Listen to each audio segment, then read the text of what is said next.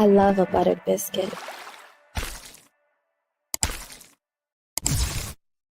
Good evening, ladies and gentlemen. I hope you're doing well tonight. Oh my gosh, a little more Edgecomb on the way.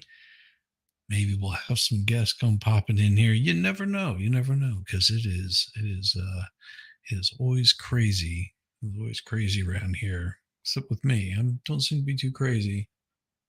Not that I know of. I mean, you can check me twice, but I'm pretty sure. Mm. My oh my oh my oh my! I made some bulgogi tonight. It was good. It was good. I enjoy doing those kinds of things for my wife. Make a little bit of food. Yeah, I can cook okay. I can okay, I guess. I'm not the greatest in the world, but I enjoy doing what I do. I enjoy hanging out with my wife and spending time with her. Hey, Silver Eagle, Wizinator, Wizinator, what's up? What is up? Hello, hello, hello. Yeah, I know what this one is. This one is just the little. See, it's too bad it doesn't really give me the whole thing, but it's the Calvin Bean. Good evening, Temmie Mugard. It is so good to see you. So good to see you. Yeah, we are doing some more of the Edgecomb tonight. Tonight is we get into a little bit more in depth with his wife. If you don't know who Theodore Edgecomb is, he is a young man that chased a guy down, punched him in the face. Whenever that guy chased him down, um, he uh, he shot that man in the face, removing him uh, from this existence, and in doing so, got himself in a lot of trouble. And then went on the run, and they caught up with him. I believe it was in Kentucky, and this is sort of where we're at now. Is he's already been tried, prosecuted. Yes, I did see that. I was watching the expert. Saw that he was that it was canceled. That's unfortunate. 3 people short. So I told you about quorum. You got to have quorum to hold a meeting. And here's an interesting thing. If you look at a lot of those bylaws that they have, and I would suggest maybe the mayor does this, gives a little look at the bylaws, because you can always have someone removed, or you can place someone in their stead. Depends on whether you can pass those kinds of ordinances, or you can have them removed, like fired for basically not doing it. It depends on how you got things written in there. Oh, that sucks. Got a large bone spur sitting in the AC joint of the right shoulder and referred to an orthopedic surgeon. Hopefully they can remove that. That'd be nice if they could get that out of there with the least amount of intrusion that they can do. That would be nice. Oh, that would relieve a lot of that pain. Hello, Scott's cat. Good to see you. Prayers for Zim. Yes, most definitely. And good evening, Atheist Dad. Good evening. So glad to see you. Yes, prayers for Zim. I mean, that's so unfortunate that that happened, and I can't express my thoughts enough, because that's no fun. That is no fun. What's wrong with Zim? Well, chat will inform you what happened. Hello, Welsh Lady Reads. How are you? It's good to see you. Good to see you. I'm so glad you could make it. It's funny because it always shows up just as a black flag for me. It's really weird. But we've got some more of the Edgecomb stuff that we're going to go through tonight. it is a beautiful. Yeah. First they said stroke, then they said heart attack. He's at the ER right now. So discrimination. What? You don't like the Black Flag? How come you like the Black Flag? That's a fun band. Really fun band. Punk rock. Good stuff. Good stuff. Yeah, I'm hoping that everything is fine. And you know that he comes through this. It's a pretty tough. Pretty tough. Oh, look at that. You're quarter Welsh, quarter Irish, half German. No wonder you had to get sober in 02. Against us Scotch and Welshies. You know, it's funny. My one of my old friends, one of my oldest friends, he is his mother is full-blooded Cherokee, and his father is full-blooded Irish. Yeah. He says, it's great because it just leads to a drinking problem.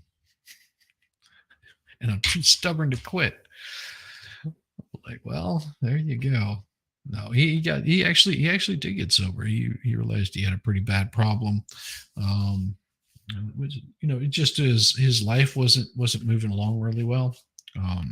He got himself into a nice church and sobered up and has been working through that, which kudos to him. That's what is it, 15? Shit, it's been longer than that. It's probably been close to 20 years sober that he is now, and that I'm proud of him. Me, I'm not a quitter. That's me though. I'm not a quitter.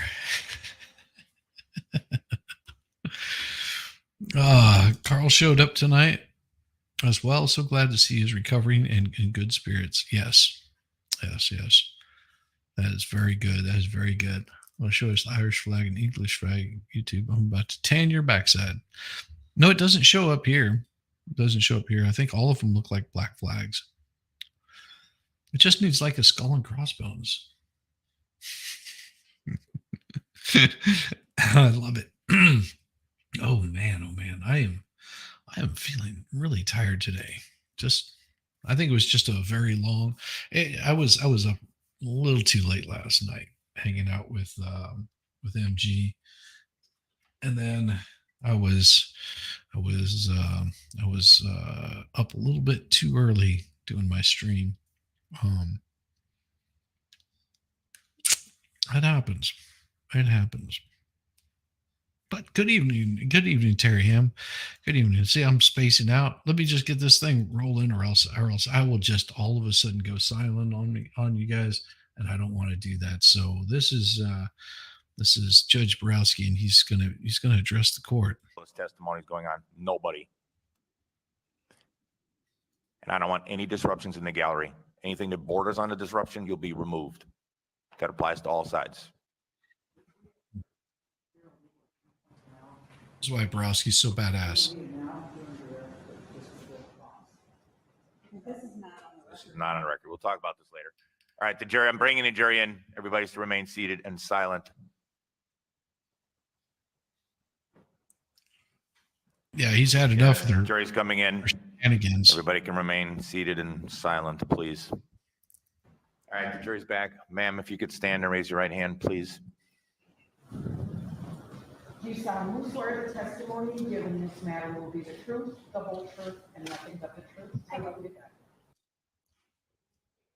God. Now, in case you don't know, this judge is amazing. Yes, this Judge Borowski. Did I see Legal Vice's stream earlier? The ice cream made me think about your stream. Oh, with Welsh Lady Reads? Meow. Oh, yeah. No, I don't like a certain flag that is associated with my sis. Don't want to spell it just in case. Too bad he got reassigned to a lower court. I don't know. I think he might be pretty happy with that. You know, if Unself ever becomes judge, he'll be Borowski. No,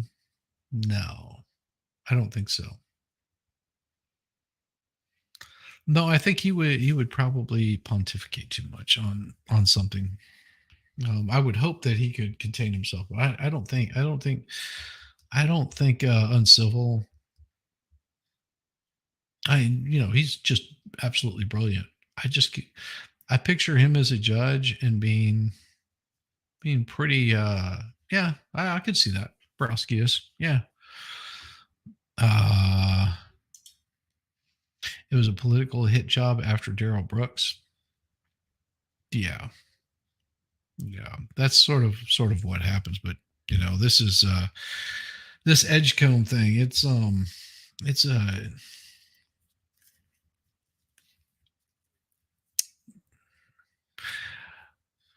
case you didn't see some of the stuff I played earlier with this one particular group that got up and basically was saying, that this guy was racist, and that's why he got in a fight with Edgecomb, and the city is racist, and the judge is racist, and all this kind of crap. And that right there, right hand is raised. This hurts. Well, you'll get fine. How you doing, Puffer Pete? Good to see you. Good to see you. I hadn't seen you in forever. Hey, Yvonne. Awesome. Glad you could make it in. Really. Hello, Melanie. Hello. Good to see you. So here is the rundown. So he was being called racist, and this is not something. This right here is not something that the defense was looking for. I do. Please be seated. State your full name, spelling first and last for the record.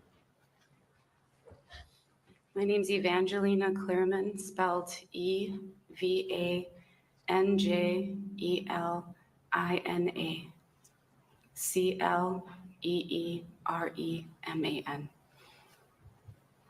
Go ahead. Yes, this is his wife. Ma'am, This is the man who was shot, his wife. If that tells you anything. Oh, yes. Please like and rebuy. I'm just going to watch and comment so I can send my hellos and my love while you're watching in bed. So, Welsh lady, you're laying in bed right now, correct? I'll go back to this. Sorry, it's so bad. Hey, Indigo, Jason. good to see you. Jason Cleereman is my husband. okay. I want to show you what has been marked as State's Exhibit number 85. Mr. Human, can you just adjust the mic a bit? Will do. There you go. Is that better, ma'am? Yes. Okay. I know you're soft-spoken, but if you could just kind of lean in. Who do we see here in State's Exhibit number 85? Jason Cleereman, And that was your. my husband. How long were you married? We were married 23 years. Damn. Do you have any kids? 2. What did he do for a living? He was an immigration attorney. And did you help him? I did. Now, What'd you miss? This is this is the man that was pew-pewed down. His wife is on the stand right now. If this, and it's sort of heartbreaking because they painted this, all the media painted this as this guy being racist and attacking Edgecomb, and Edgecomb, saying that this man called him the N-word, and so this man right here called that guy the N-word, according to what all the news reports were saying, all of the channels were saying, all of the outspoken people, all the B. Lamars and all these kinds of folks. This is what they were saying about this man right here. And then this is his wife speaking. So little respect for this lady. She's in pain during this. Ma'am, I want to draw your attention to the day he died. You were present for that, weren't you? Yes. Okay. Before this incident, where had you and your husband been? We had left work that day. I remember we worked really hard that day, and Jason was really proud of himself. He said, I really kicked the work out today, honey. And our plan was originally to just, go home and start dinner. But he said, I feel like going to Scaffidi's hideout to get a drink. And I said, okay, sure, we can do that. So you went there for what, happy hour? I think we missed the happy hour. Okay. Now, Yes. when you went to Scaffidi's, how long were you there? We were there a little over an hour. And did he drink? He did. Did you drink? I did. How much did you have to drink? I had 1 glass of wine. How about your husband? He had 3 beers. Now, Sounds like a night with my wife.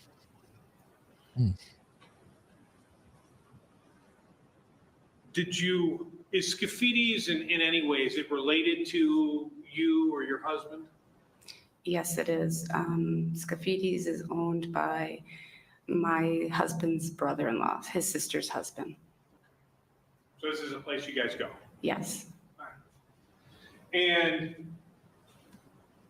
is it close to where your law office was, or his law office was? Yes. Half a mile. Who drove to the bar? Jason drove to the. So Edgecomb is the one that had the pew-pew. Edgecomb is the one that's on trial. He's the one that had the pew-pew and pew-pewed the guy that you saw in the picture. And 6 ounces, they were what, 16 ounce probably, or a pint. Might have had pints, something like that, probably. I mean, I'll usually, like, if I'm out with my wife and she's driving, and she knows she's going to be driving, I'll do like, I don't know, 2-3 pints. And more if it's over a long period of time, I might be doing, seems like family. Yeah. And you have to understand that they have 2 kids together. Bar. And when you guys decided to leave, who drove? I drove. How come you drove? I drove because Jason asked me to drive. He said I'd rather be careful. He said I'm not drunk or I don't feel anything, but I'd rather be careful if you drove. I want to show you what has been marked as State's Exhibits numbers 19 and 20. Do you recognize that vehicle? That is my vehicle. Not the prettiest looking car, but functional. Where is Scaffidi's? It's on Humboldt. I don't know the exact cross street, but it's about 2 blocks north of Humboldt. So when you left, which way did you head on Humboldt? I was heading south on Humboldt. And what street did you go to? Well, I was proceeding straight. I was going to go back towards our office. Yes, absolutely. I was going to take, Absolutely should. Ogden, and then make a right to go past Pick and Save there, and then left on Jefferson to get onto the expressway. But at that moment, when I was heading, or I approached Brady Street, my husband said, it's a really nice day. Why Marie. don't you just take a right and No, drive no, down not Brady Ashley. Street? This is Edgecomb. Kind of scenic route. A scenic route. Yes. Were your windows up or down? They were halfway down. Maybe a little bit less than halfway down. So you're driving down Humboldt, you get to Brady, which way do you turn? I turned right on Humboldt onto Brady, so I'm heading west on Brady. And while you're driving, do you encounter anybody on a bicycle? Yes. I was driving down Brady. I remember I just had passed Dynamite. There's a restaurant on the north side of Brady. I just passed Dynamite, and all of a sudden, this bicyclist came out off the Marshall and Brady, came off of the sidewalk into my lane in front of my car, and so I swerved very quickly to avoid hitting him. And did your husband, the victim, did he say anything at this moment? Well, after I swerved and then went around him, my husband said, "What the heck?" He shouted out, "What the heck?" Now, you remember him saying, "What the heck"? Is that correct? That's what I remember. Do you remember that night when you talked to officers when they're first arriving on scene saying that your husband said, "What the fuck"? I don't remember saying that.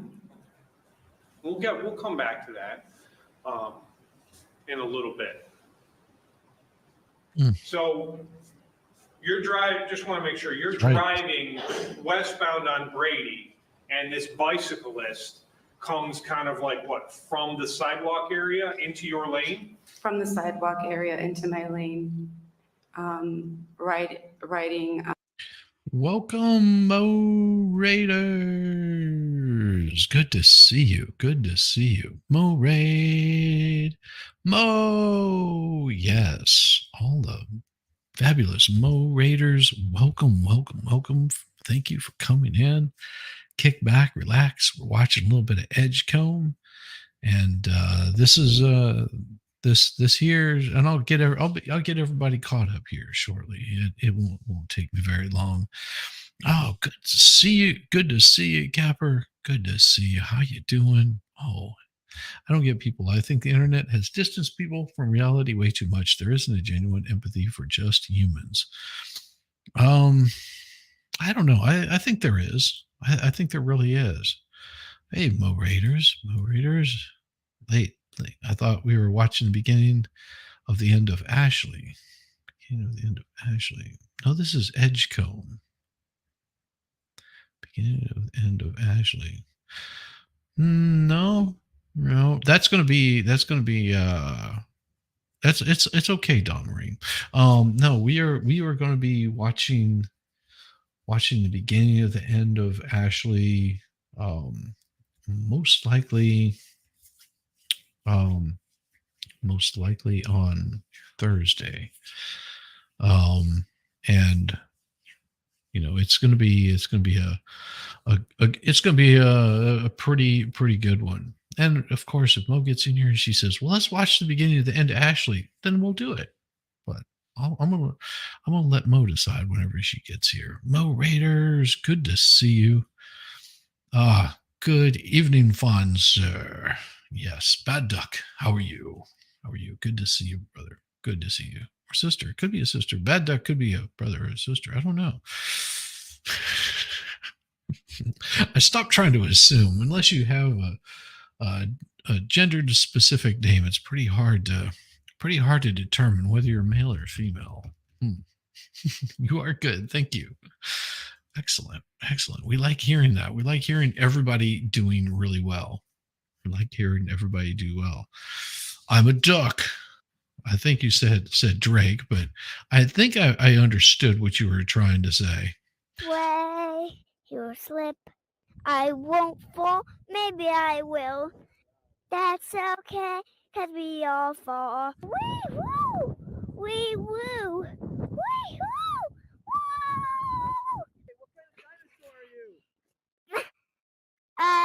Countersaurus!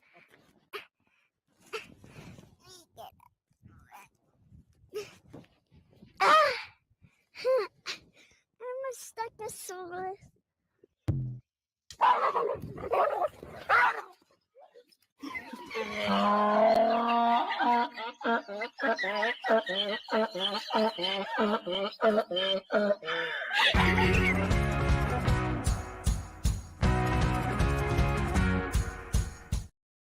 Mo for Presidente. I mean, that goat is going to be my foreign relations minister. I need you to speak to Leroy, but Leroy's an ass. I know, that's why I hired him. Exactly. We needed a few asses here. I figured I'd have truth in my cabinet. They're all asses. Would you like? Yeah. Oh yeah. Oh my God. Yes. Yes. Phoenix, welcome. Became a new YouTube member. Awesome. Awesome. Good evening, Mo, you fine lady. Thank you, Bad Duck. So everybody thought we were doing Ashley tonight. Is that right? Or is that what you wanted to do? I thought we were, because we were really close to Borowski losing his ever-loving shiz nuts. Yeah. Yeah, he done lost them. Yeah. To be fair, when I impersonate police officers, I mean, I'm usually not talking to witnesses. Yeah. Hey, good evening, beautiful Mo the Deep End. Yay! Oh yes. Oh yes. It's and see, so I this actually is his wife getting up and testifying. Yeah, because we skipped over a lot of the expert witnesses, the expert testimony, because it was so just like, what's the best way of putting it? It was dull and dry, and it was more informative, and it doesn't really affect anything except for, this is what did X, Y, or Z. This is, and this is a picture of a box. This is a picture of a square. This is a picture of a cube. This is a distance. This is all that. It really doesn't move the particular trial along. And I don't want to lose my audience. I think that they want to see, Yeah. compelling The stuff. only expert I liked was the hidden expert we didn't know, Bankman, with the bike knowledge of all the Huffies. Oh yeah. Officer. Yeah, Officer Bankman with like this is a Huffy 9000, and you know that because it has a slight defect in its handlebars. Oh yeah. Oh, what is his name? Is that Benjamin Hurley? I don't know. No, that's a latent print examiner, chief medical examiner, medical examiner. Evangelina Cleereman is the longest person, the longest one of it. It's Nathan Butts, I believe. No. Audio, visual, eyewitness. Because we just finished off the two eyewitnesses, if I'm not mistaken. Yeah. Detective Alexander. It probably would have been all of the. It would have been in the gaggle of police officers. Yeah. So let's see if we've got him, because that one was pretty awesome. I know, it was just funny because the defense is like, well, you can't really tell which bike that is, and he's like, actually, it was this, that, and the other, because they have. No, it's like you had to get the one professional Huffyologist in here. Oh no, it was the kid that we were on last. Remember the eyewitness? Yeah, the garage guy, and we had left right when Borowski was like, "Chambers, now." It was this guy right here, wasn't it? You didn't even see the car chase, right? Yes. It was this guy. Yeah, because Okay. we just found out that Ashley was a police officer and when she's sometimes. Yes. Yes. Yes. There's some stuff on and I just had it pulled up earlier, and for whatever reason, let me see if I can find it because it might show up in my history. It was I'm just sitting there going, "Oh, this is perfect. This is like the perfect one where nope, it's not there. It just takes me into the YouTube. Maybe it's here. John Black, use of force expert, defense opening statement. But there was one that was very specific that I was like, oh my God, this one is insane. Oh, that defense investigator was so horrible. Ricky Burham's, that was one where it just Oh, really bad. yeah. I still question his choice to wear a turtleneck when, again, he is not in possession of a neck. Yeah. Yeah. What is it? Which, again, as a chick that has retained a lot of Mike and Ike's over this past year, I am in no room to judge. Yeah, so we were still on day 2. That's where we were at. And it might also be in day 2 that particular guy was. All right, we'll just go ahead and continue on with this guy. Yeah, turtleneck. Yeah, I think it's almost like a hoodie. Maybe it's cold. Well, it is, isn't it Wisconsin? It only Uh, gets to 90 yeah. like 2 months a year. Yeah, it gets cold. Welcome, Ghost Fox, new member. Oh my gosh, yes. Not hard to tell which frame you'll see at Wally World is which mode. Just saying, cheap but kind of easy to tell apart. Oh my! That was what your friend told you, and that's what caused you to take a look and turn over and see, unfortunately, what you saw. Correct.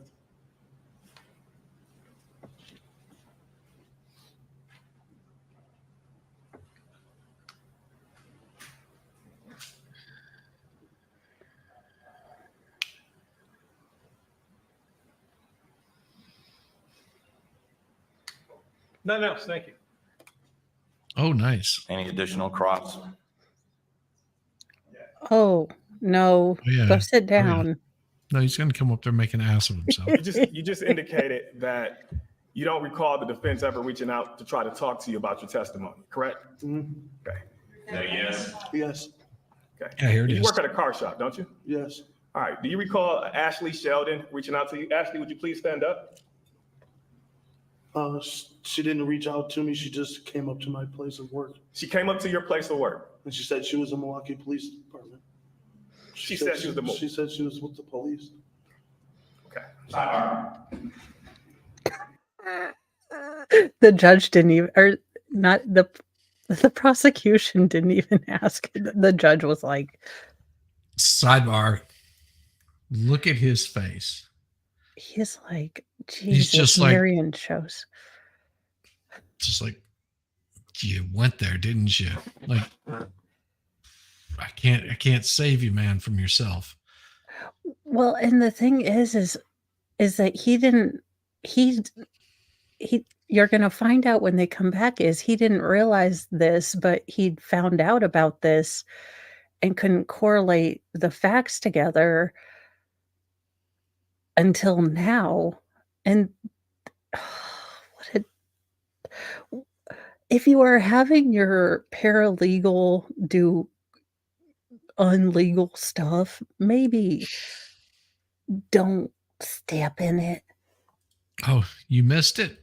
Well, we'll rewind it because it's Well, glorious. she might not. So, what you are not allowed to do as a, say, an investigator for any private entity, say you're an investigator for legal a legal group, you can't go in and say, "I'm a investigator for the police department," because you are not, because A, you're lying and you're impersonating a police officer, which I think is a crime in some municipalities, I think. Mm-hmm. And It's a, let's put it it's a this way. no-no. We had someone that was pro se that misrepresented themselves as someone from the clerk of the court and called up, said, this is so-and-so from such, this is so-and-so from such and such court. I'm the clerk I need to speak with, which was my wife. And I was like, okay. And so I let her know the clerk of this particular county court was there. And my wife is like, no, that is not. That is a pro se person. And I said, oh, well, that pro se person misrepresented himself as an officer of the court, which she could go to prison for. Yeah, you don't play that kind of stuff. Yeah, especially not. And after that, after I'd see her number come up, I would make sure that things were recording. I didn't play. It was set to record every time. And I've got tons of recording. Oh yeah. You wouldn't believe some of the words that came out of her mouth. Oh. I would have to go in and redact all kinds of stuff. Like, this is beep, and I'm beep, beep, beep, beep, beep, beep, beep, beep, beep, beep, beep, beep, beep, beep, beep, beep, beep, beep. It's just so bad. Yeah, that'll get you in some trouble. But yeah, what Ashley does here is going to set the judge off. Said she was with the police. Okay. Place of work. She came up to your place of work. And she said she was in Milwaukee Police Department. She said she was the. She said she was with the police. Okay.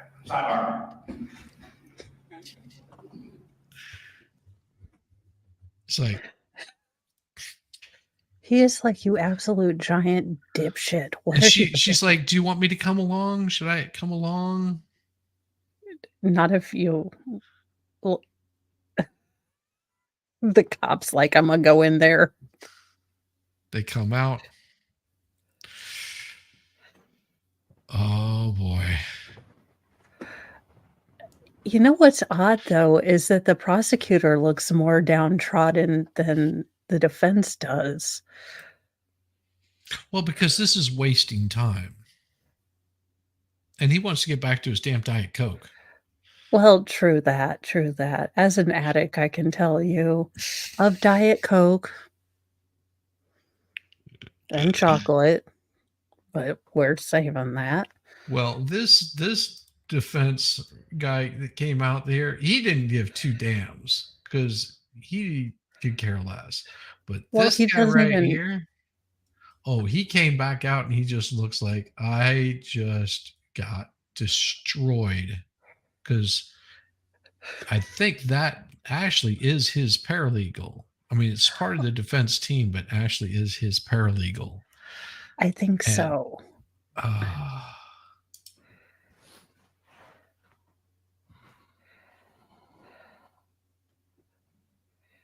All right, let's continue. I'll make a record on that later. Go ahead. Now, Mr. Barr, you indicated that it appeared that Mr. Cleereman and Mr. Edgecomb were confronting each other, correct? Yes. All right, so let's go back. If we could go back to the starting point of this video. Oh, yeah. Good to see you. Thank you, Jacob. The starting point is not where he says he picked it up. And quite frankly, just watching the video, I'm going to object to this at this point because just watching the video again and again and again, he should be asked about what he saw. I agree. sustain. Let's Damn. play the video, though it's been played now Thank at you, least 25 prosecutor. times. We can play it with this witness for another 1 or 2 questions, then we're going to move on. Mr. Parr, you indicated that you initially Mhm. didn't see Mr. Cleereman lunge into Mr. Edgecomb, correct? Yes. So the starting point of your recollection would be simply the gunshot going off, correct? That's what it was assumed that's why he fell. Thank you. No more questions. Yeah, so he didn't say State, have any lunge, he questions? said Any additional fell. questions? I'm hating to do this, sir, but if I understand defense counsel's question correct, he tried to make it seem like the first thing you remember is the gunshot going off. Is that the first thing you remember? No. Okay. You've described what you remember. The first thing I remember is the car. I don't want to say swerving because it really wasn't a swerve, but it was a slight approach towards the bicyclist. Okay. So you saw the approach Yes. and the guy gets out Yes. and he moves with a purpose. To my knowledge, he takes like 2 or 3 steps towards him. And it was like a second or 2 that happened in between. So that's why I said there was a confrontation. That's what it appeared to me as. And then I see the bicyclist's hand raised. And then I see the person that hopped out of the passenger fall down. And I see the bicyclist run down the stairs. By that time, I'm already inside of my establishment calling police. Thank you. Nothing else. Thank you very much. All right, you can step down, sir. We may be taking a break in a minute, but who's the state's next witness? Jose Perez. Yeah, that was, All right, I'm he going was to take a short little 10-minute break for the jury. little The jury can ticked. follow my bailiffs out. Everybody else can remain seated. 10 minutes. Explain that. Beyond that, is that she was a police officer. Oh, here it is. Break in a minute, but who's the state's next There witness? it is. Here's where he is going to go off. Yes, And- this All right, I'm going to take a judge, short 10-minute break for the this jury. Judge The jury Browski. can follow my bailiffs out. Everybody else can remain Play. seated. 10 minutes.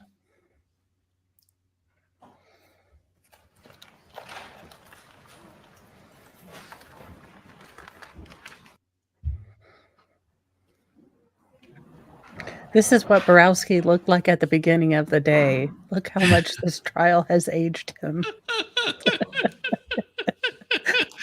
Oh my God. Oh yes.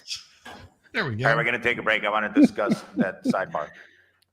I called for an immediate sidebar because the testimony that was just elicited by the defense was that their own investigator allegedly told the witness that she was a police officer, which would first of all be false. Secondly, be dangerous in terms of the presentation of this case. Who wants to explain that? Beyond that, for the defense, that potentially makes your assistant or investigator a witness. Your side, Mr. Ahmad, just elicited testimony in making it a big deal over who that witness spoke to and didn't speak to. Mr. Lamar said, you didn't come and talk to us, did you? And then when the state followed up on cross, the witness, who's a lay witness who has no interest in this case whatsoever, said your investigator or your assistant who's sitting at the table right now, a blonde female, came and represented herself as a police officer. Judge, No, I want to hear from them first. Oh my God, it sounds like when my mom was mad at my brother, and I'm over here trying to be like, okay, Mom, I understand that he's a little, okay, well, he did a Slow, really dumb slow. thing. He's really He- slow in the head. But he, I cleaned the kitchen. Like, aren't you happy? He does not. He did well, and yeah, because he doesn't want to pursue it. I think is what the prosecution is. He doesn't want to pursue it. He's just like, I don't, it doesn't matter. I want to get this case over with. I've got a full docket. Let me move on with my day. Yeah. I mean, we have overwhelming evidence. This is just minor, and Borowski is not happy at all because he's just like, no, I want to hear from him first, and then I'll hear whatever it is you have to say. But I feel like chewing some ass right now. I'm really hungry, and I am going to chew me some ass. and the Bears are No, losing. I want to hear from them first. Fair enough, Judge, but can I at least, because the defense ends up finding out about the accusation about 2-3 weeks ago from myself. And Which accusation? what you're referring to. So if I can just briefly explain what occurs, so you. So prosecution already knew about this. Yes. Damn. And he's trying to keep it quiet, not Yes. because he doesn't want to make her a witness. He Oh, doesn't want this to be a mistrial. He's like, okay, it's a big fuck up, and if I was a jerk face, I would, go for your license and all this other thing. right. But I mean, I don't think, oh gosh, I want to call him Booker T. Washington, but I know that is not his name. B. Ivory. B. Ivory Lamar. Yes. What he doesn't get is that he could have had a binger, and a binger would have called him up for sanctions, tried to take his law card. I Yeah. mean, any number of really heinous things. And Mhm. he's really lucky he got, it looks like, I mean, despite his crippling Diet Coke addiction, this man seems to be a very straightforward, honest, not using, heartstring kind of, evidence. He is going straight by the facts. He is being course. a good prosecutor. Yes. Eh, The amount of lucky he is that he got that type of prosecutor with these shenanigans he is trying to pull. Right. Well, and I would say that, I'm not a real big fan of certain prosecutors, people like Binger and Grassley and things like that. I'm not really big fan of a lot of these prosecutors.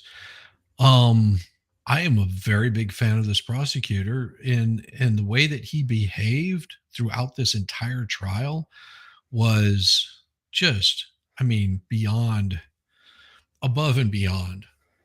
Like, if I had to be prosecuted by someone, this would be the person I'd want to be prosecuted by. Yeah, I mean, he is unfailingly just like, let's stick to the facts. Let's keep this going. Can we possibly not watch this video 870 times with people who didn't watch the video, who were there? Right. Yeah, we've already seen the video at least 25 times, and we're not even into day 2. We have to put a stop to it somehow.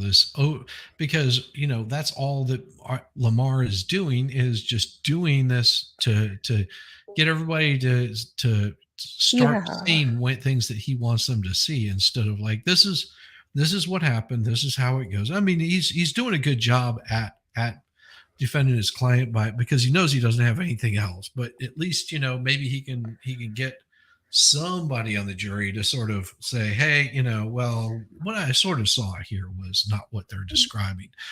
And I think that's about the only defense that he has, the Chewbacca defense.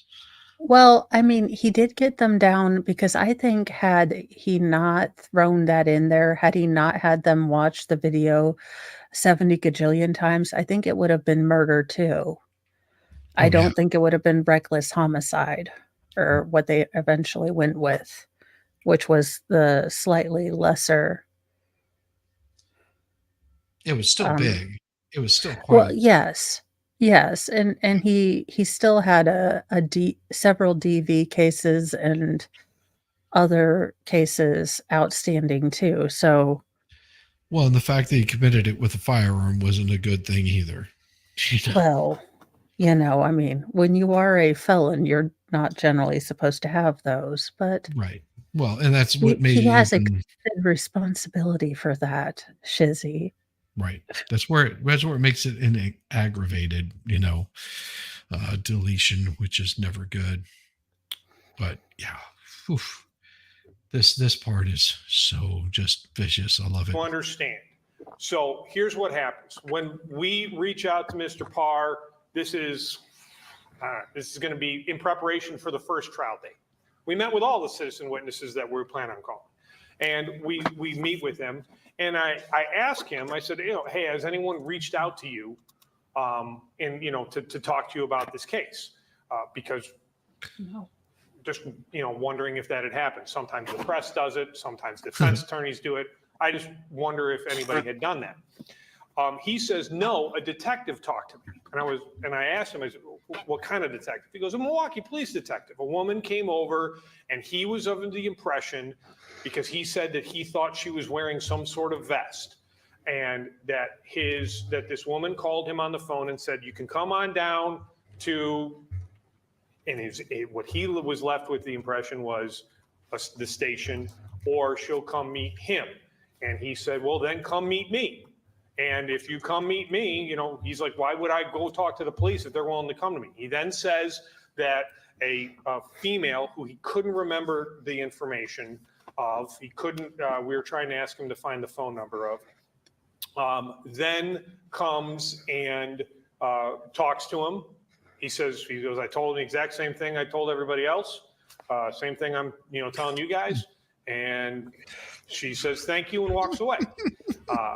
His impression was that this was a detective. I love it. The reason I was so nervous about this was, I knew of no detective and had not asked a single Milwaukee police detective to go re-interview witnesses. So I was worried that there was potentially another interview out there that we hadn't disclosed to the defense. I checked with my detectives. They knew of nothing. The only blonde detective was Be careful, Shizzy. You're going to get a lifetime sentence in Canada. Through some belief, we believed it was a defense investigator associated with the defense firm. And sometimes I could see that maybe they refer to themselves as a private detective or investigator, and maybe he was left with that impression. I contacted the defense. I said, hey, just so you know, Mr. Parr was left with the impression that someone that worked for your firm was a police department. They told me it wasn't anybody from their firm. They said that they had a paralegal who reached out, and that was it. I didn't know anything about actually going to the place.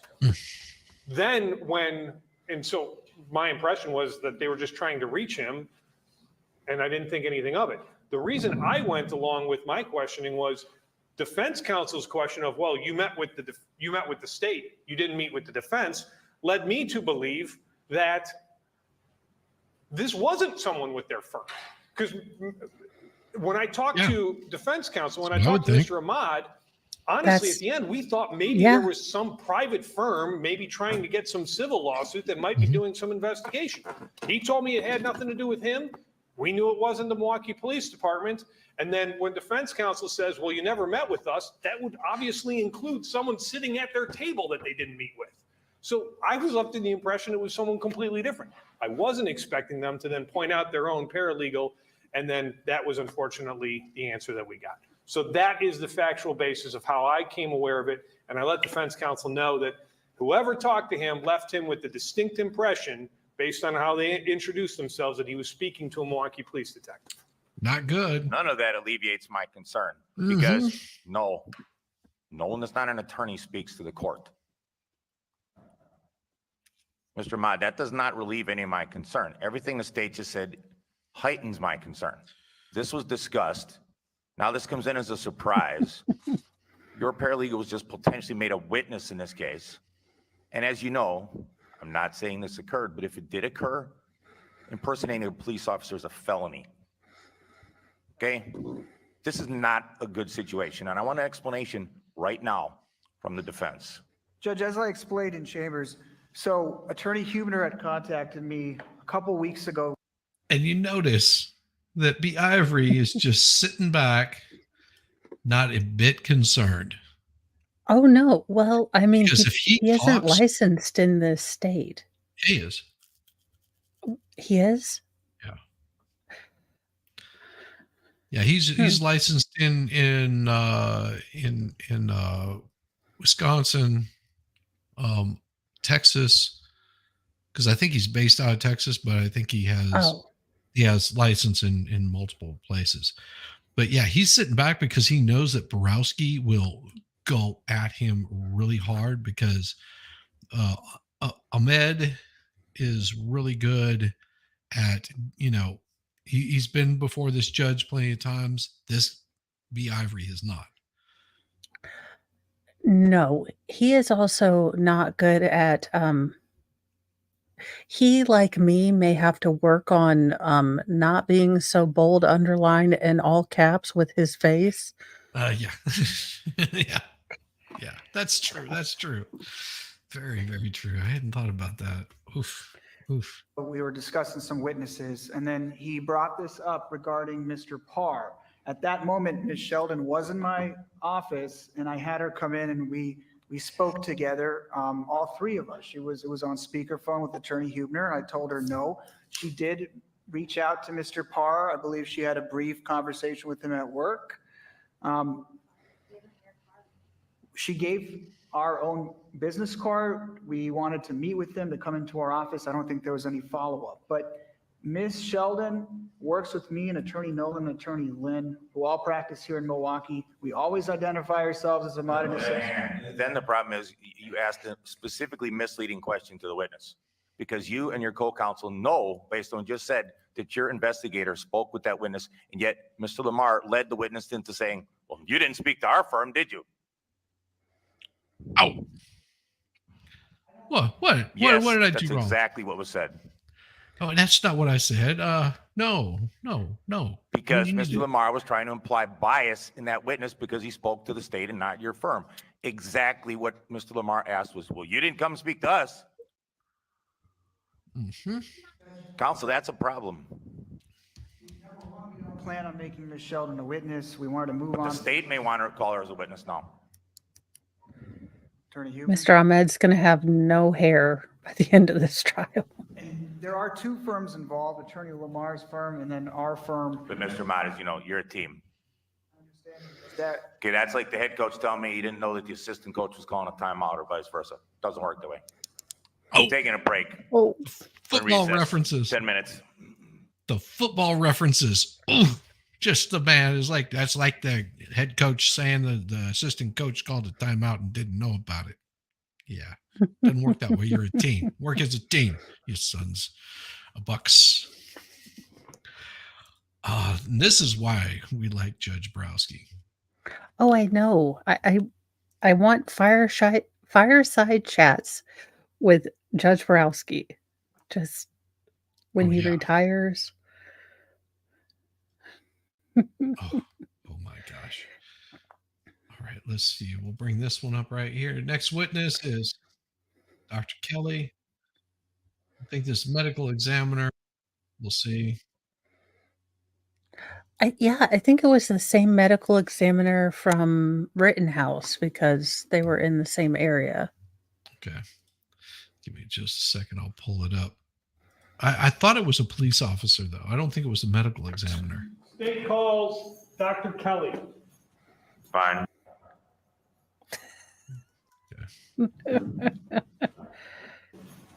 Fine. Okay. Just making sure. And I can speed this up a little bit just to get through some of the silliness. She's like, Judge Browski, you look really nice today. And that cologne is wonderful. Would you like a date later? He's like, listen, I'm a married man. Stop hitting on me, lady. I'll go sit down. And you're always yelling at the witnesses to be louder. Testimony you give in this matter will be the truth, the whole truth, and nothing but the truth, so help you God. Please be seated, state your full name, spelling first and last for the Yeah, the ladies got it. They're just like, My oh, name you is guys Philip Douglas Kelly, PHILIPKELLEY. love you, Luna. Good to see you, girl. Everybody, if that's okay with you. Thank you, Your Honor.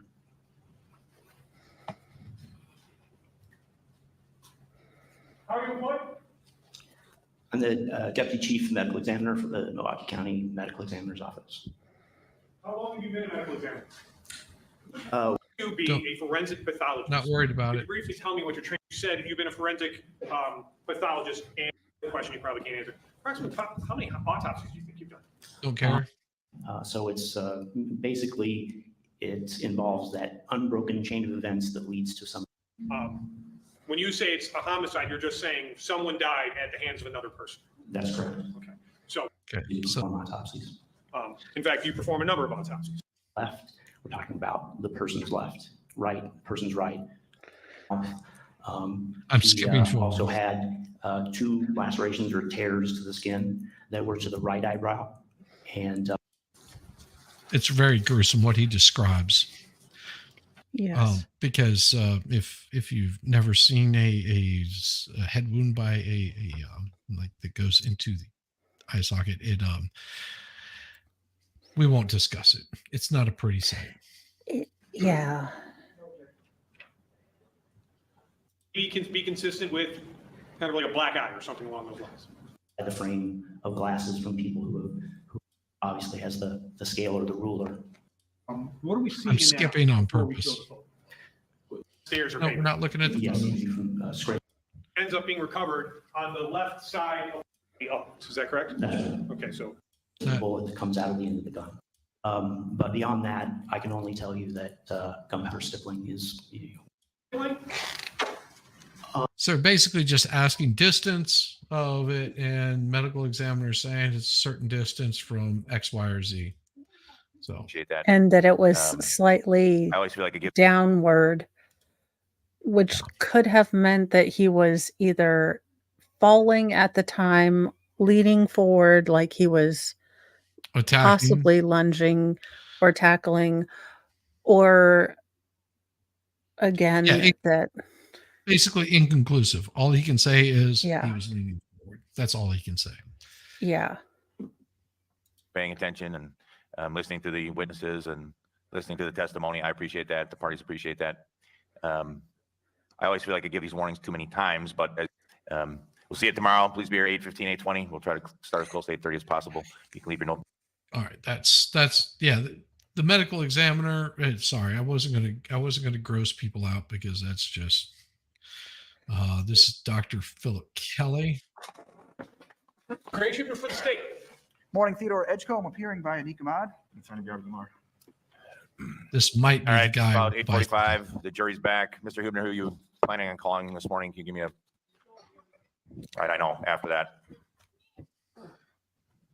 After that. Oh, will this be, is for detective, toxicology. who got a bullet, unless I can get it in Okay. through the ME. Thank you. I'm going to show you what has been marked as Same guy. exhibit number 44. Somebody has to fill in. Common experience, Yeah, same kind but- of concept, right? So the defense goes big into toxicology with this guy. Authored by Okay. Dr. Smith, you were able to determine certain facts you had to rely on that report, right? Yes, I relied on that report. Such as Mr. Cleereman was, do you remember what his weight was Yes, he was 250 pounds. and the height? Damn. I believe he was 75 inches, 6'3". Okay. Damn. 6'3". That's a big And old I'm going to show boy. you what's marked as Defense Exhibit 13. Got a little weight on him.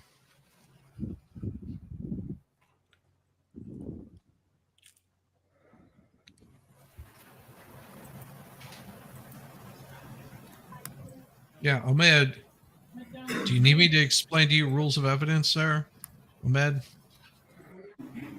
Tell us you recognize this. View that as part of your work in this case, right? Yes, I did. Permission to publish, Judge? So do you want to see this part or you want to skip? We can skip. I mean, For what purpose? Well, I have some questions about the blood alcohol concentration. I think. Now, as far as the THC, that was Oh, some trace here's, amount, I believe. here's this guy. Jeffrey Sullivan, Jeffrey Sullivan, Sullivan. Detective, how are you employed? you're not even wearing your nose diaper I'm a right. detective with the Milwaukee Police Department assigned to the Homicide Division, How long have you been with homicide? about 8 years.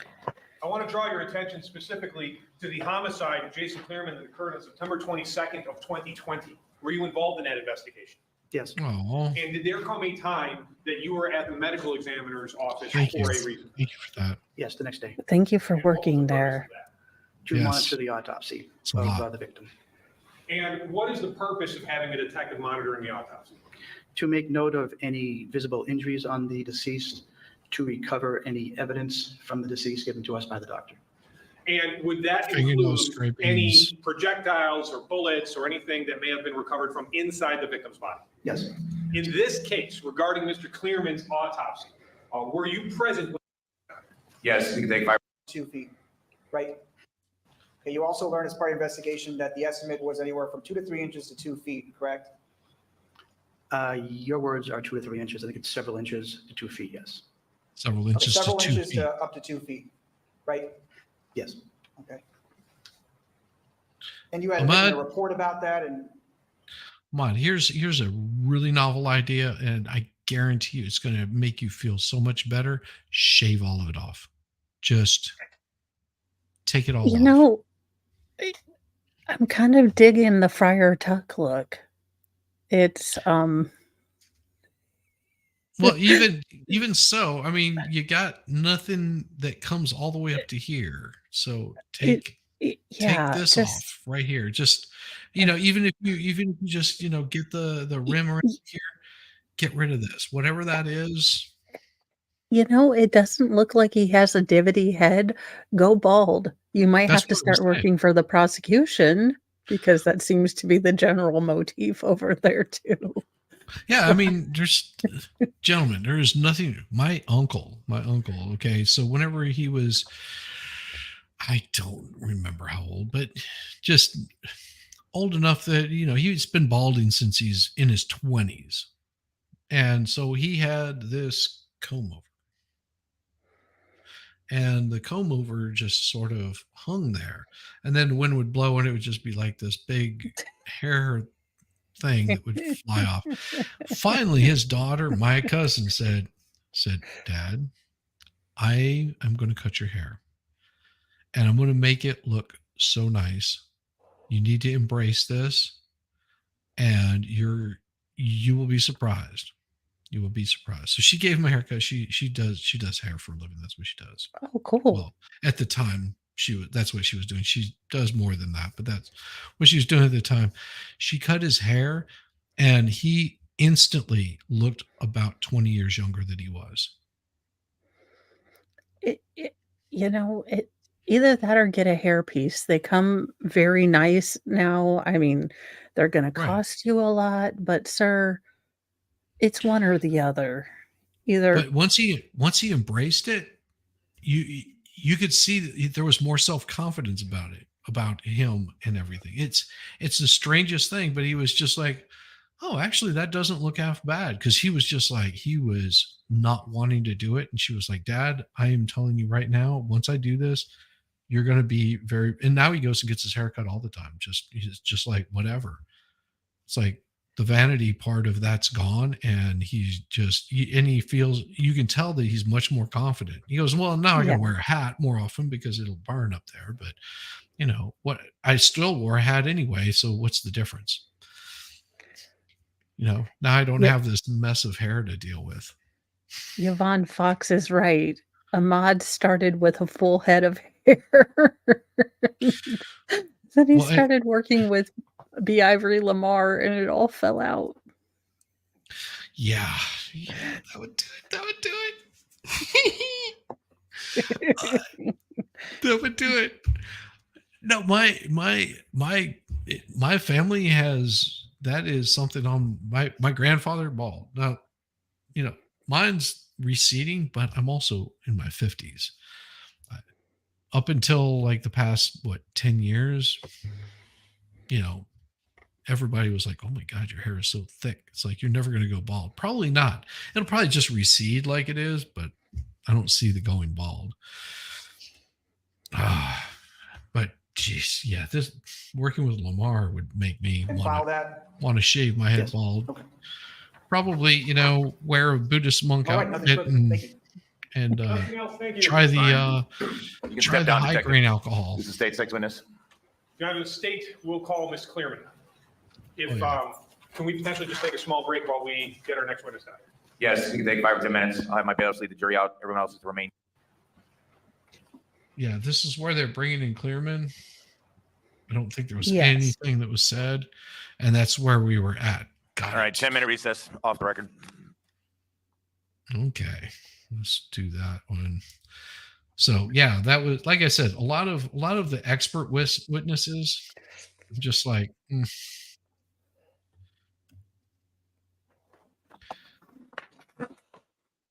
So, There weren't many in this case, except for, I believe, possibly All right, the jury's back. Welcome back, everybody. Hope you had a John good Black. evening. We're going to Yeah. get right back to testimony. The medical examiner still on the stand. If you can raise your right hand, be sworn in again, please. You shall have sworn testimony giving this matter will be the truth, the whole Yeah. truth, and nothing but the truth. well, and this is the thing. It's like some guys get worried about it. It's like, oh, I'm going bald. It's just like, if you're that worried about it, go get some hair plugs. I mean, that's what Elon did. I mean, seriously, that's what Elon did. He's got hair plugs in.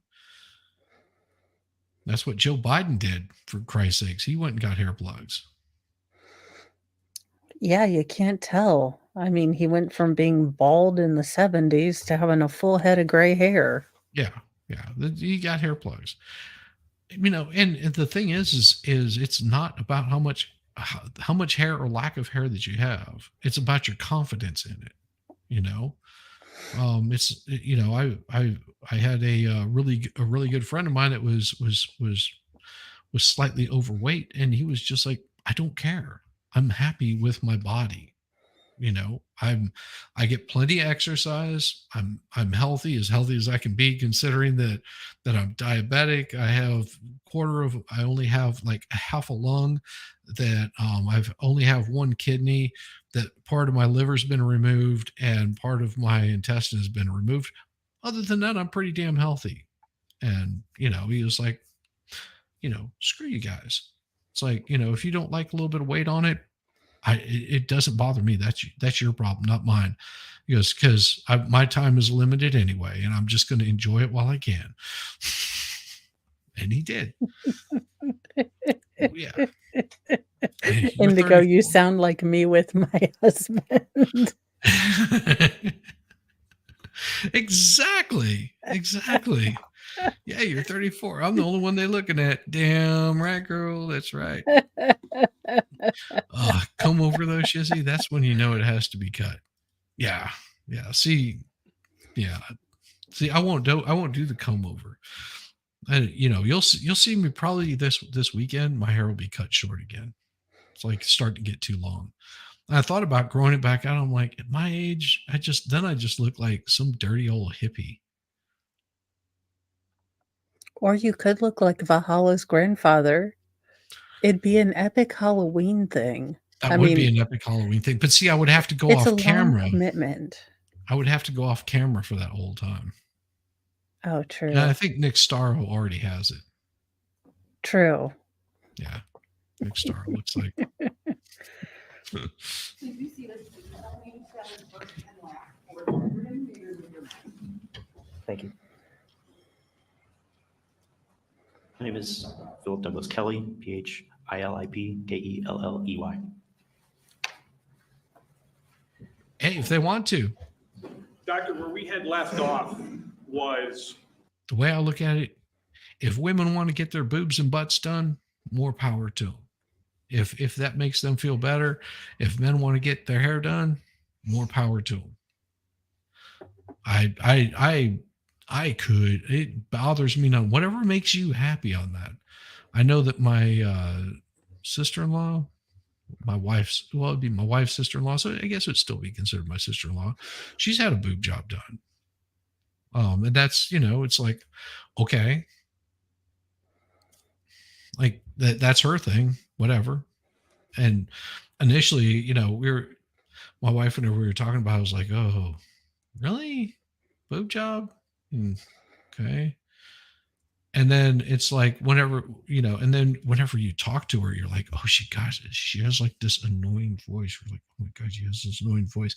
But then once you get to know her and you sit down and you have conversations, the annoying voice goes away and you realize that she is an absolute sweetheart of a person. She cares about her boys, which she basically raised on her own. She cares about her family that she currently has. She is completely respectful. Her joy in life is cooking a big meal. She's, Italian. So her Oh, joy. yeah. So like Christmas and Thanksgiving, it's like she overdoes it. It's like, of course, she had teenage boys at the time, Yeah. that this was, It's hard to a lot of figure this was out, going on. you have to cook for, like, an entire NFL team. Oh yeah. And that's just 2 boys. She had 2 Yeah. boys on her prior marriage. And I mean, but do you notice she has a boob job? Yeah. Yeah. It's like, oh, okay. Those are they don't fit the frame quite right. They're a little large. Okay. But then once you get to know her, it's just like, oh, I mean, she's an absolute sweetheart of a person. Yeah. It's like you have to get past the voice and past the fake boobs. And then once you get past that, you're like, she's a really cool person to hang out with, and she's damned funny as hell. Yeah. So my brother-in-law is really, really, really smart and really, really nice. He just likes to talk very close to you.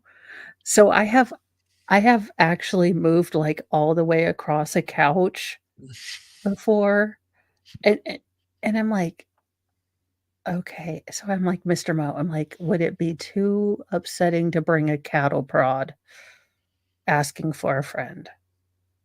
'Cause, like, I'll keep backing up, and some people just don't have that thing where they get that Spatial awareness. spatial awareness, and I'm like, "Sir, I have a very big personal bubble thing, okay? I'm surrounded by children all day who think that living inside my soul is, possibly where they would want to live." So, when I'm with adult people, I expect them to stay the hell back from me. Well, And and he's really smart, and he's smart about everything and things esoteric that you have no idea, but nope, close talker. well, and because I can sort of relate to that because we had my wife, she made friends with some people that on like Facebook or some crap like this. This was years ago. I don't even think we were married at the time. I think we were still dating, or we had just gotten married whenever she started talking with these people. And there's a few in their group that they do not like to be touched. They don't like the hugs. They don't like anything like that. And there's a few others that in the group, they're just like, hey, how's it going? Big hugs, good to see you. And so it like, cause I'm a big hugger. I'll just be like, hey, good to see you, whatever, it doesn't bother me. Um, and, but if people, cause it's something where you can sense it, where they're just sort of like, Yeah, you tense up a little bit. You're like, and I'm "Look, just I like, don't." and then I'll just back off and I'm like, sorry. And they're just like, no, and they realize that you read it and they're just like, no, I just really don't do the whole hugging thing. I'm like, Yeah. cool. Just remind me because I'll forget. Well, like you and Jamie, I could deal with hugs, but, like, that part in church where you're supposed to turn around and, like, hug your neighbor, you know what? The You coof got has the done offering many plate. terrible things to the world, but it got me out of Those that, hugs. turning and hugging your neighbors and or even shaking their hands, and I am like, "Praise you, Jeebus," for 5 years. Yeah. I'm You do. like, "Oh, no, You germs." just carry one of those offering plates. Just go, you know what? Every time I hit you with this, you're gonna tithe. And trust me, I'm gonna hit every damn one of you. Don't you dare touch me. Yeah, I'm like, "Who decided this was part of church? I'm an introvert. I sit in the back for a reason, Oh so yeah. there'll be one less people I have to turn around and say hi to." Oh yeah. Then you get those people that stand there. I just came to get a hug. Come on, give me a hug. And I'm like, "No, why? Why are you always around?" The boob slings are supposed to be easier on the body. Just saying. I walk around without a bra. Hell, I wasn't born with a bra. Exactly. One, that's the thing. It's like I don't care if I'm not a big huge boob guy. I prefer like small, happy boobs. Oh, that That's reminds me. me, so there is a contest for the best pet name. I think it's some sort of pet insurance company. But the only name we should be voting for is Itty Bitty Kitty Committee, because if that cat doesn't win, then Itty this bitty this kitty. entire yeah. Yes. I was Itty- reading that this morning on Newsy News, and I about made myself laugh at my own hysterical jokes in my head. Well, I love it. Well, and you know, I had friends that they were just like, "Oh no, I just like I want boobs like all over me." I'm like, "Okay, that's not my thing. That's your thing. That's cool." I'm like, I like happy little perky things. You're just like what's wrong with you? I was like, nothing. That's everyone has their preference. What can I say? Yeah.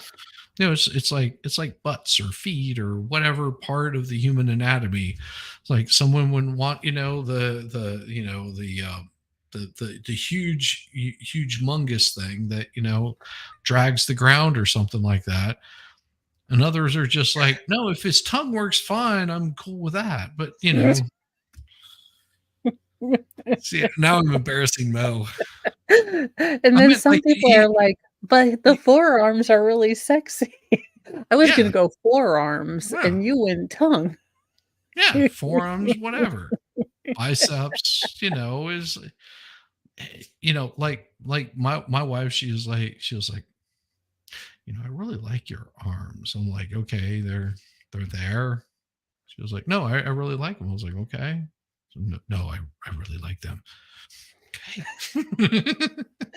Shizzy's just over here unbuttoning his button down and going, do do do do do do do do do do. Check those out. What do you got? Yeah. I'm like, okay.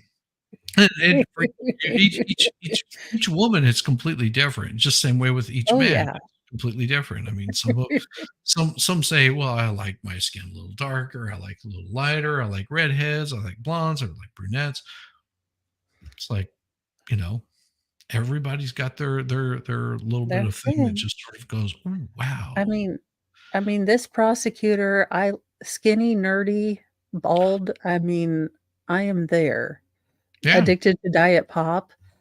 I mean, the only problem with our romance is probably that we'd spend a mortgage payment on pop. Be like, oh gosh, what was that one? Leaving Las Vegas. You can never, ever ask me to stop drinking diet soda. I'd be like, honey, I'd never ask you, sweetie. Why No. would I ever? Why would I do that? Why would I do that to you? All right, let's bring this bad boy back up here. Oof. At the, I love yesterday, hanging out. was talking about the gunshot wound that the victim had received to the fix. Is that correct? That's correct. Okay. Now, Why are we if back I'm on not mistaken, him? The bullet that Shizzy? entered the victim's head was. Do what? Why are we back on the medical examiner? Did we want to go to the wife? Oh, I thought it skipped over. Doggone it. I thought we were there. You are absolutely right. Dr. Philip Kelly. Yeah, I don't know what happened. All right, back to the wife. Sometimes they Sorry about that. go- It happens. Now, here's where the defense's theory of the crime somewhat loses its veracity, because this is said lawyer who screamed all the N-words at Theodore Edgecomb, causing him to lose control of all faculties and punch him in the face and then somehow unalive him. Yes, the man who worked with Haitians as an immigration worker and married this woman who I think is, I want to say, Polynesian or Filipino, because she is not actually, I think, ethnically black. I think this was actually looked up by someone at the time. But her area that Yeah. she's from, you'll find people that tend to be a little bit darker or a little bit Yeah. lighter skin, Yeah. darker skin. That's just from, all of the, all the people that have run around with multiple other people. And see, Oh, yeah. this is why doing the whole racism card is always a bad idea. It's always a bad idea because most people, and I'm talking black, white, Hispanic, whatever, they don't really see color. Like your What? general population, they do not give a shit what color you are. Now you'll get bundled in. Like if you see a group of white guys wearing shades like the expert, wearing khaki shorts and polo t-shirts, polo shirts, you're gonna immediately that people are just gonna go, oh yeah, those guys are feds. I mean, immediately that's where your mind goes. No different than if you see a bunch of guys walking around with red bandanas and their pants pulled halfway down, and they're strutting along. You're going to go, oh, those guys are with a gang. They're probably with the Bloods. I might want to steer clear of them. And which one would I rather deal with? I probably want to go hang out with the Bloods rather than hang out with the feds. Just saying. Yeah. Because I mean, at least I know that they're being true. They're being truthful, and they're not going to throw me in jail. They might kill me and beat me up, but that's so how do I have to join your party? I'm afraid. Like, how many boxes of chocolates do I have to for your fundraiser now? Reminds me of South Park, where it's like they go and join the Crips.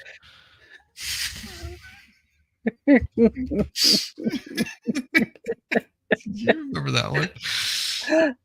Oh, we thought it was. We thought it was the cripples. Oh my gosh! Yes, I remember that one. Yeah.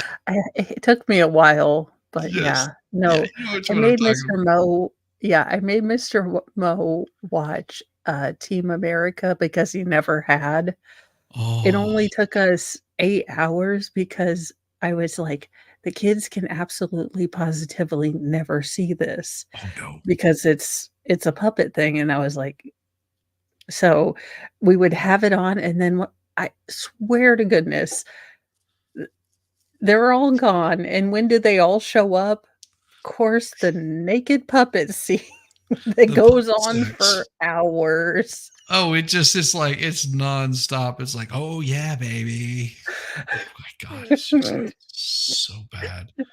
It is so bad, and I'm over here trying to fast forward it, forgetting it goes for like 4 minutes. Yeah, even on fast forward, I'm going ×5 speed, and it's 5 minutes long still. Jeez. Just all different. And they're all just. I know, like, and wow. My boys are like, "What is this?" And I'm like, "Get out! Get out!" So I can only imagine, like, what are your parents doing? I don't know, but there is a weird show on. Oh. Well, and I was as I was saying that general population, they don't see color. They see attitudes. They see the way that people are treated. They see what's going on. They're very observant. Sometimes subconsciously, they're seeing what's going on. And if someone's coming off as an asshole and they're causing problems, they spot it out right away, and they have a choice. They'll confront that person and be up in their shit, or they back the hell off and they're just like, this isn't worth my time and effort. And that's the problem with this B. Ivory Lamar, is because he's a race baiter. He's no different than what's his name? I forget his the ministers. These ministers that Al Sharpton and Benjamin Crump is the lawyer that always shows up at these things generally. And those guys right there, it is all about race. That is all that they see. And that is not how generally people are. I mean, I grew up in bad parts of Illinois that were not like friendly. And then I grew up out in the middle of nowhere in the country. There was different areas that I went to, and I can tell you most people didn't really care. You had your outliers. I mean, I had a history teacher that was telling me that that I was the white devil and going to burn and go to hell, and he couldn't wait to light the fire. I was like, oh, great. That makes you feel confident about showing up to class tomorrow. Yeah, white kids in a black school of 1,500 students. That's always in black male or white males in a school of 1,500 students. Oh no, I'm sorry. That was just the 8th grade. There was another 1,500 students in the 9th grade. I forgot to tell you that. Yeah. That was always fun. I didn't get it because I tried to get along with everybody, But you also knew the people that were going to be mean and assholes. I didn't look at them as, oh, they're just a different color. I looked at them as like, no, that guy's going to be an asshole to me and he's going to start shit. So I'm just going to stay away. We have made it very easy for this to become the pendulum is going to swing back. And I don't think people are thinking about how absolutely demonizing, people is going to backfire bigly. And, we were at a place, again, I go back to this all the time, but my favorite shows were, Family Matters and Fresh Prince and Living Single. And, there was Mad TV and all sorts of other things. We just didn't take it all that seriously and we didn't see it. I thought that was the whole point. Yeah. I thought that was the entire point. Not to say that America has never done anything wrong, No. but that we got to a place where we didn't look at that first. Right. We didn't give two shits about it. It's like this person is cool, that person's not cool. Yeah. It didn't matter about and I honestly think that we still are in that position. I think that you've got the media on either side of that just want to stir it up because they don't have any other news. Why not have a war? There's too many of us. It just reminds me of that song. It's like, just there's too many of us. There's too many of us. Let's have a war. Let's try out the neutron bomb. There's just too many of us. I mean, it's like that sort of where it's like people thrive on having, this discourse, this fight, this argument, this, and it's not really the people that want it. They're just like, I don't want to be any part of your war, your battle. I just want to exist. I want to be left alone. I want to do the things that I enjoy doing. And if I want to go to the park on a sunny day, I want to go to a park on a sunny day. I don't want to go to a park and be arrested because, I'm not wearing a mask. Yeah. It's like that. But having that discourse is what the news media thrives off of, because if there's no discourse, what do they have to report on? What do they have to report on? Yeah. If they can't the cat scare you. Yeah, cat got stuck in a tree today. No. It's about, oh, Trump is bad. Oh, Biden is bad. Oh, look at this horrible thing that this person did. Oh, look at this celebrity did. Look who they're sleeping with. Oh my gosh, can you believe that they're on their 5th marriage? Does it really matter to you? Does it affect you in any way whatsoever?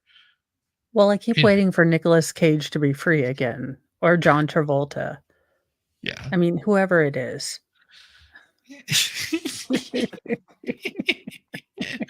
Oh, for decades, I try not to use a race and describe an individual, even my medical charting, unless it's contributory towards diagnosis. Well, and see, here's the thing: it becomes very important if you have someone running away from the scene of the crime. You don't just say, yes, someone ran away from the scene of the crime. because that is about as generic as you can get. Because if you say, I saw a man, well, you misgendered him. If you say that you saw a black female, oh, not only did you misgender them, but then you also equated their gender to them. What if it's a man dressed as a woman? And it used to be so, because they've made it so confusing by changing the words. And this is sort of whenever I talk about these things in the morning, these are the things I'm talking about. It's like, don't obfuscate all these words and make them mean something that they don't mean. Whenever I look at this woman, she may be Haitian.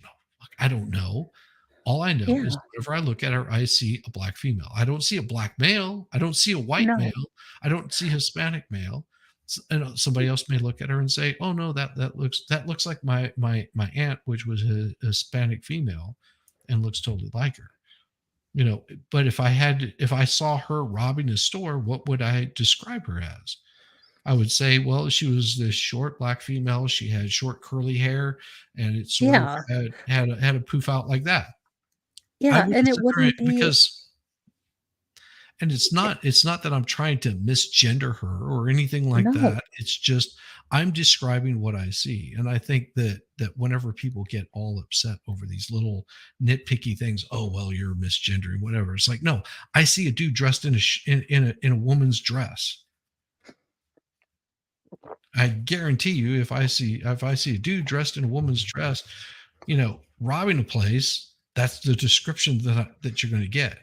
Now, if it looks like it's a female, I may say, well, that I saw a female. I mean, she was 6'5" and had arms like a muscle man, but I just remember that in Hollywood. Whenever I was there was this 6'5", I mean, big black man wearing a red mini skirt and high heels, just strutting down the road. And I mean, dude had arms bigger than my legs. Dude was jacked. And I just looked over. I look over at my guitar player, and we just both broke into Brick House. Well, she's a brick house. She's mighty. And dude turned around, looked at us, started just shaking it to us singing. And I was like, I awesome. love this guy. I don't care. He's living his best fucking life. He is comfortable. He's happy in his own skin. I was like, that's all I think people want is be comfortable in your own skin, but don't make me have to do the algebra of your uniqueness. I don't have time for it. I don't have the patience for it. And I'm not going to do complex math. I'm just not. I will try to be nice to you, but I literally don't have time for it. So if you have orange hair, possibly a few whiskers, and you're a little bit too fluffy for me to see if you have an Adam's apple or not, you better have a daggone name tag that tells me what the hell you want to be called, because I will not call you a daggone thing, because I don't want to be called a bigot. And if it's Pat or Tracy or Stacy, I'm going to call you by your name. I'm not going to go her or him or whatever that is. I'm just going to go Pat over there. Pat, see Pat? That Pat right there. Pat over there is I mean, yeah. Cool. Pat over there is pretty cool. I like Pat. They're more than welcome to hang out anytime. But if somebody would be kind enough to let me know if Pat is a male or a female, I would appreciate it. Because I'm that kind of person. That's exactly the kind of person that I am. If I can't tell, like you're androgynous, I'm just like, no. I'm not playing this shit. Are you a man or a woman? Because you remember the Saturday Night Live skit with yes, where it was just like, we're trying to figure out if it's man or woman androgynous. No, I wouldn't be beating around the bush. I am that guy that goes in, are you a man or a woman? Simple as that. If they go both, I'm like, damn, that's a first for me. You know who I will say has lost out the most on in all of this? Let's just say them let's just say handsome women. I mean, women that maybe let's say Kathy Bates style women from Misery. You Yeah. know, our East German style women are now never gonna get the grace that they might still be. Yeah. People That's are always gonna think, "Wow, they pass really well," and they're like, "I damn well should. I was born a female. I've had 10 kids. What are you talking about? I've had these tits all my life." And now that we've nuked Shizzy's channel.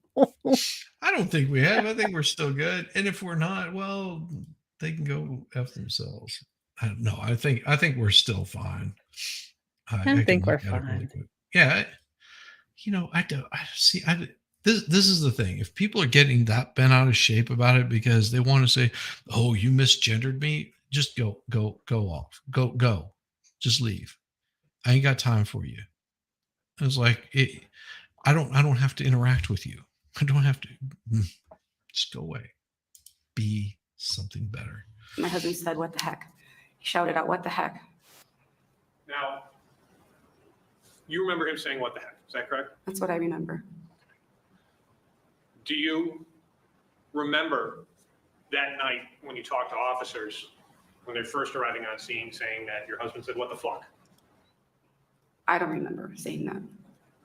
We'll come back to that in a little bit.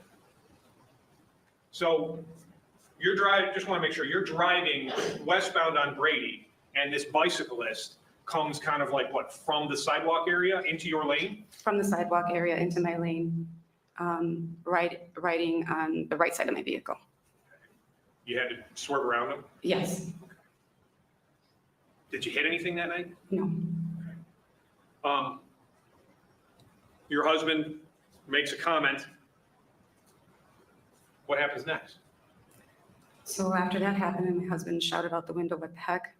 I kept driving and he's like, "Can you believe that?" I said, "No, I can't believe that." And I kept driving and then the light turned red and we were stopped at the red light in front of, I think it was Zena's Pizza or maybe it was the other restaurant. And then while we were sitting at the stoplight, the bicyclist came back to the vehicle or approached the vehicle. Now, I just want to stop you right there. You stated that you're stopped at a red light kind of by Zena's Pizza, right? Mm-hmm. Is that a yes? Yes. It's okay. It's okay. I'm the court reporter, needs yeses and no's. Yes. Now, as you are at that intersection, that would be basically Brady and Holton, right? Yes. Kind of the bridge is off to your right. So that's what I'm doing. I love it. That's awesome. Now, you indicated that a person on a bicycle then came up on and approached your vehicle on his bicycle. Is that correct? Yes, that's correct. All right. One thing I want to get into right now, were you ever able to identify who this bicyclist was? No. No, he was The a punch and bicyclist run. Comes up. Does he come up on the driver's side or the passenger side of your vehicle? On the passenger side. And We're when just the trying to figure out bicyclist who comes this up on the asshat passenger was. side of your vehicle, Hit does he my stop or husband. does he keep going? He stops. What happens? He stops at the window and he looks at my husband and he says, "Were you talking to me?" Does your husband say anything? My husband looks up and he says, "Yes." And then what happens? And then the man on the bike violently punches my husband in the face. Okay. And then my husband's glasses, his head came towards my side, and then his glasses flew off of his face across me and then hit my window because it was partially up, and his glasses fell down into the well. Do you ever remember saying that maybe you thought they fell around your lap? No, they fell in the well. Okay. They fell on what? In the well. And when you're saying the well, I want to show you right now what has been marked as State's Exhibit number 28. Do you recognize what we're seeing here on the driver's side of your vehicle? Yes, yes, And I'm going to show you what's Thank now you. marked as Thank you. 27. That's You good. recognize That was those glasses? Fox. yes, those are Jason's glasses. Let me ask you a question about Jason. I just want to say that her recounting this almost breaks my heart It does. because I can see something like this happening to just about anybody, any couple. You know, dude says something like, Yeah. "What the, what the hell, or what the f," or any number of Yeah. things that says, and you just they're like, "Whew, okay, that was close," and then somebody gets upset, turns around and rides up. It was like, "What, you talking to me?" I was like, "Well, yeah," and then proceeds to start pummeling the passenger of the seat in the seat. It could have been, if Yeah. he would have been driving, it could have been her. Yeah. And then there would still be the same situation that they're in right here, because this guy has a bad attitude, doesn't like people, thinks that he's above everybody else, and just an aggressive human being. Yeah. And this, I can almost see something like this happening, with me or my wife, her being in the passenger seat, me driving along, and someone coming up and clocking her because she's just was like, what the heck? Well, I mean, yeah, and it's even more scary now if as you see these stories come out in bigger cities in New York where these women are just getting punched, as they're walking down the sidewalk, and either the person is found and they're let out of, jail right away because there's no bail for assault anymore because that's not a violent offense, I guess. Or, the knockout game. I mean, there are yeah, so many people that who have never had to hear the word no or self-control. right. I don't know how you get through life not having self-control. I don't understand it.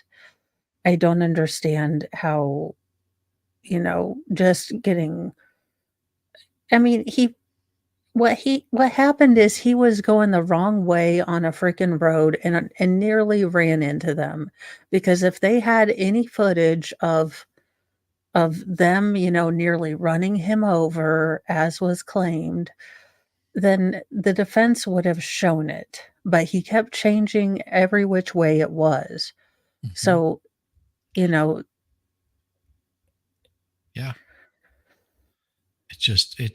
Yeah, whatever. It's insane. Just, and I then mean, my for heart B. breaks for this Ivory guy. Lamar to basically hinge a lot of this on her not rendering aid, not calling 911, picking up his wallet.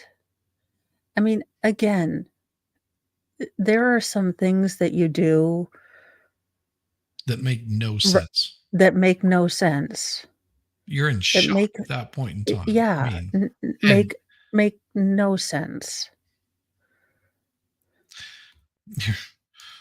my mom has road rage. If she's behind a driver on the phone, she'll shout and gesture, "Get off your phone." And I'm like, "Ma'am, can you just say, look at your..." I get afraid.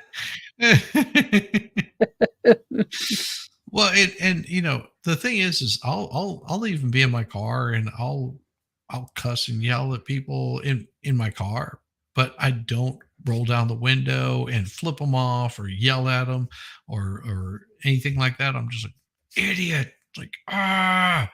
And then of course I just continue on with my thing. Like, Yeah. because I just don't have time for that kind of interaction. It's like you get that little bit of anger out. You're just like, deflation, ready to move on with my day. And that's just the way that I am. My wife was like, "You get so angry driving. You're aggressive." And I was like, "Listen, I've been in the vehicle with you, and there's a reason why I'm aggressive. Okay." And let's put it this way: if you ever seen somebody pass a vehicle, what do you usually do whenever you're passing a vehicle? Is because you're going faster than they are. Say you're doing 30 Yeah. miles an hour and you're doing Yeah.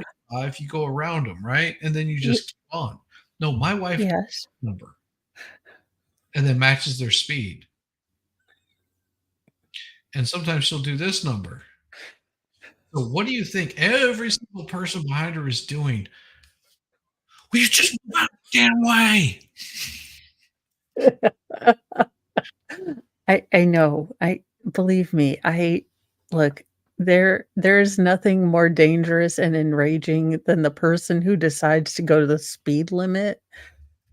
Like No, go below the speed limit at the last minute. They're going the speed limit. They go to pass, and the other person is driving below the speed limit. And then my wife does this and she does not even realize she's doing it. I joke not. She has no idea that she's done it. And I'm just there going, we're looking gonna at get her, and I'm like, somebody is going to pull up next to you and just start like yelling at you and cussing you out, and you're not going to have any clue why they're doing it. I'm just like, I love my wife. I love my wife. That's all I do is I sit there and I go, I love my wife. I love my wife. I love her, and there's nothing I can do to fix this. It's ingrained in her. I love her, but yeah, I'm sorry. We got off track again. That's what we do, you know. If you came, if you came here to watch a trial, well, you know, just remember that, you know, this Yeah. we do derail constantly. We derail all the time. It was dark and Teddy was traveling on the wrong side of the road. Yes. Well, he was trying to get to daddy-daughter date night, On the where wrong side where of the you road. plan your first felony. Okay, you know how? Okay, just imagine a leg. Okay, a leg. Okay, let's do it this way. Imagine a leg, and it's going on the wrong side of the road. And just imagine a car pulls out. It bends it in a direction it's not supposed to bend. Okay, there's a reason why they have rules of the road, and I guarantee you, if you're riding a bicycle into oncoming traffic, you are doing it wrong. Do not ride bicycles into oncoming traffic. And I'll explain why. Is because if a car is sitting at a stop sign, stoplight, or anything like that, and they're getting ready to make that right-hand turn, they are looking to their left. They are not looking to their right. And whenever you're coming up along the right, they do not see you because they are looking this way and they turn this way. I know that's how my leg got snapped in two places and sent me into the hospital for like 4 days. Yeah, because that was 2 days before I was supposed to go in the military. Yeah, that set everything aside for about 9 months, and all I could think is no plates, no screws, because if I have those, they won't let me in. Yeah.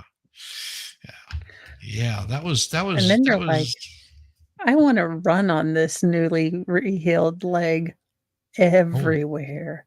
Oh, I had to. I had to be able to run a 2 mile, because that was the screwed up part about it, is because you're expected to be able to run 2 miles in a certain amount of time. And I could limp. Whenever I first got that cast off, I wanted to walk, and I took a step and I fell on my face because there was no muscle left in my leg. And they were just like, yeah, you're going to have to do rehab. I was like there every single day that I was supposed to be there for rehab, getting that strength built up, doing all the exercises at home. And then on top of that, once I started running, I got back into running. And by the time that I got out of the military, I could run 2 miles in 11 minutes and 40 seconds. Let's put it that way. I hate you. That's fast. That's yes, really fast. That is fast. And I did that in a pair of jungle boots. What do they call jungle boots? A pair of combat boots. Yeah, so I could run 2 miles in 20 minutes on my fastest day. Well, I forgot my damn tennis shoes. And so, Oh. and I did it 2 years in a row. Every time that I went to the 2-week training, it was just like, I forgot my damn, and dude still beat me out. Of course, he was, 10 years older than me, but he still beat me out. I was so pissed. That's the only reason they were able to clock my time, because we all took off at the same time. We're doing a little run, and I'm pacing myself with him because I'm like, oh, this dude can run, because he's black, of course. No, it's just because I saw him running every damn day, and he was making fun of me. I was so pissed. No, he was making fun of me because he saw me out. He was like, "Are you exercising? Are you running?" I was like, "No," and I'm sitting there smoking a cigarette. And he goes, "Dude, you're smoking cigarettes. You don't run. You don't exercise. How are you going to pass the PT test?" And I'm like, "I don't know. I'm going to pass the PT test." And so I was pissed off whenever we were running. I was like, all right, I haven't run a damn bit. I forgot my damn shoes. And so I'm pacing myself with him. And then we get down to the final stretch. And I'm like, all right, time to pour it on. Man, I poured it on, and then he poured it on. Dude, like, dogged me. I'm like, son of a, and that's the only reason they recognized it. They're like, oh, here comes our first runners. And dude, like, grabbed the little stopwatch and hit it. It was 11 minutes 40. I think it was like 48 seconds, something like that. And some like little smaller amount or whatever. And then I proceeded to throw up profusely, and my legs buckled underneath me, because you're not supposed to do that in a pair of combat boots. No. Well, you're probably also supposed to continue running a lot. So your body's not like, the hell are you doing? And why are we doing this? And where are the zombies? I was 19 years old, but what do you do whenever you're 19 years old? You do dumb shit. Oh, That's true. what I was doing, dumb shit. True. And now if you asked me to run that, I would go, yeah, I might be able to like walk around the block in like 15 minutes or so. You're like, Yeah. Gonna need about 5 days for that. In England, they have painted signs on the road that say "Look left." Well, I don't know, because in England you are turning left.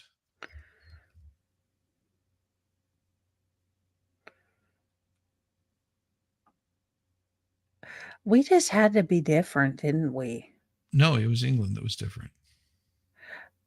Well, I think it was because we had bigger roads, so they made bigger mechanisms to stop things, and they had to put it on the. No. Shizzy, No, it's the whole jousting thing. Do you know? If you ever seen the English salute? So they salute like this, all right? And you know why yes. they salute like this? It's because they're lifting up their visor. That's sort of the whole thing, is lifting up the visor. So everything that they're doing it as if they were jousting. So whenever they're driving, I don't know. I can make up all kinds of bullshit. Don't believe any word I say. I'm just making up shit. I was like, well, hell, I don't know enough about jousting. Love your training at Fort Benning. My nephew went to Fort Benning. So I did mine in Fort Jackson, South Carolina. 18 years was a fun time, probably more intense for you since I trained in 2008. Let's see, I trained in 1986. Yeah, 1986 is whenever I went in, and got out in 1990. Yep. Jousting.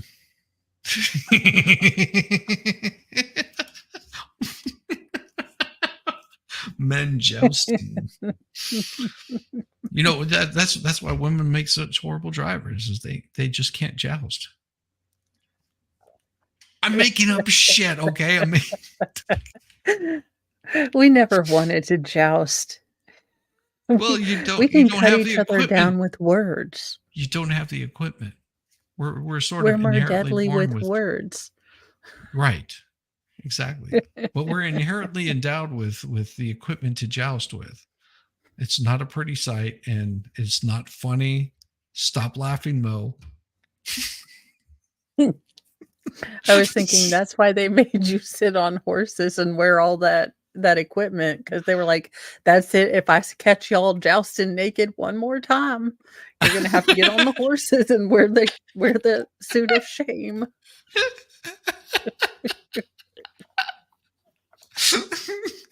Explain Jason Travers too. Yep.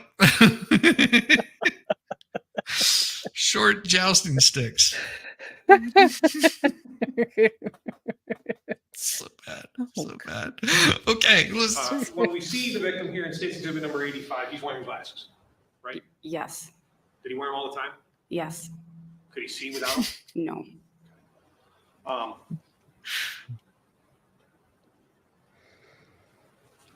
Now, Your Honor, State would move 85 into evidence if I had not already done so. Proceed. Drink up. So the bicyclist reaches in, punches your husband, the glasses go flying. Did you see any injuries to your husband? No, I didn't look at him. He Why not? put his hand up to his face, and then he said, "Where are my glasses?" And I said, "I'm trying to reach them. They're in the well." And then he goes like this, and he goes, "I'm bleeding." And just so we're clear, you reached up with your right hand as you were saying this and touched the right side of your face. Is that correct? My husband. But you just showed us that was what you were doing with your hand to your face. Was a depiction of what your husband did, right? Yes. Okay, so he gets punched on the right side. He reaches up with his right hand and says he's bleeding. That is correct. Did you see the blood? I did not. What's the bicyclist do? The bicyclist then rides off. And when he rides off, what direction does he go? I believe, well, what I remember was he rode off and he turned the corner to go up Holton. What did you do then? At that moment, I was stunned. I didn't know what was going on. I didn't understand why this man on the bike came up to the car to punch him. You know, we didn't do anything. I just swerved around him. My husband said, "What the heck?" And then he comes up and he punches my husband. So all this is happening. I'm thinking, well, why did this happen? And at the same time, I'm trying to reach down to find my husband's glasses. And as I'm trying to do that, the light turns green. And then I start thinking, okay, I can't hold up traffic, so I need to start driving. So I start driving to go straight, to continue going the direction I was going originally. You end up turning north. Yes. Why? Well, as I was driving straight, Jason said, "Just turn the corner. I want to talk to him."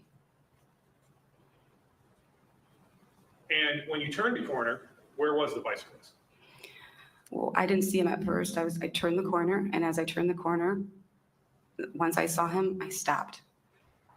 And then what happened? And then my husband exited the vehicle. What'd your husband do then? He started walking towards the man on the bike. Did he eventually start jogging? Overruled. There you go. I don't recall if he was running because I started driving forward. Okay. So your husband gets out, he starts walking, and you start driving forward, right? Yes, Why'd you drive And I forward? can picture that. because I wanted to meet up with my husband. I wanted to be next to him. Yeah. Put your hazards on? I don't remember.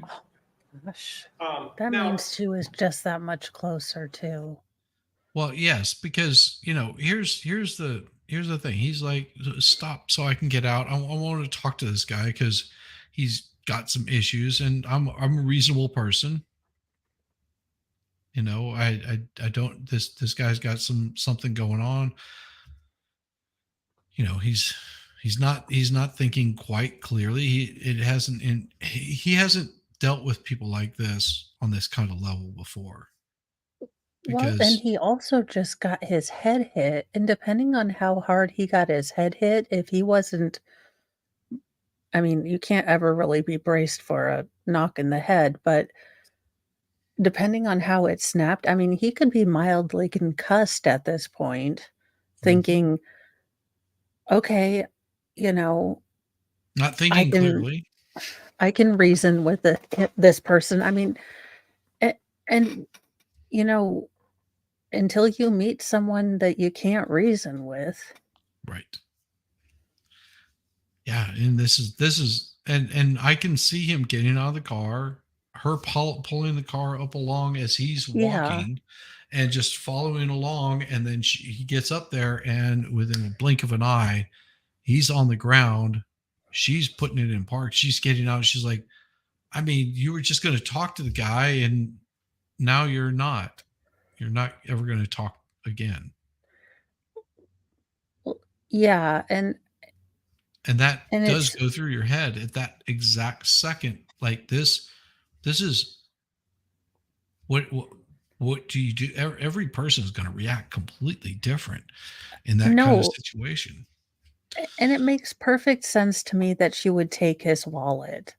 Yeah. I mean, you want something that you can just have a hold of. She knows she's not going to be able to hold his hand. She knows that this is now a crime scene. I mean, Deep and down, I can, it's hit her. Yeah, I can see eh, that. she,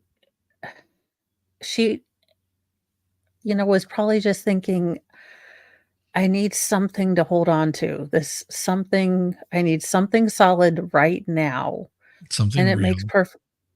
makes perfect sense to me that she would call her friend before she would call 911, Right. because this has to be so surreal.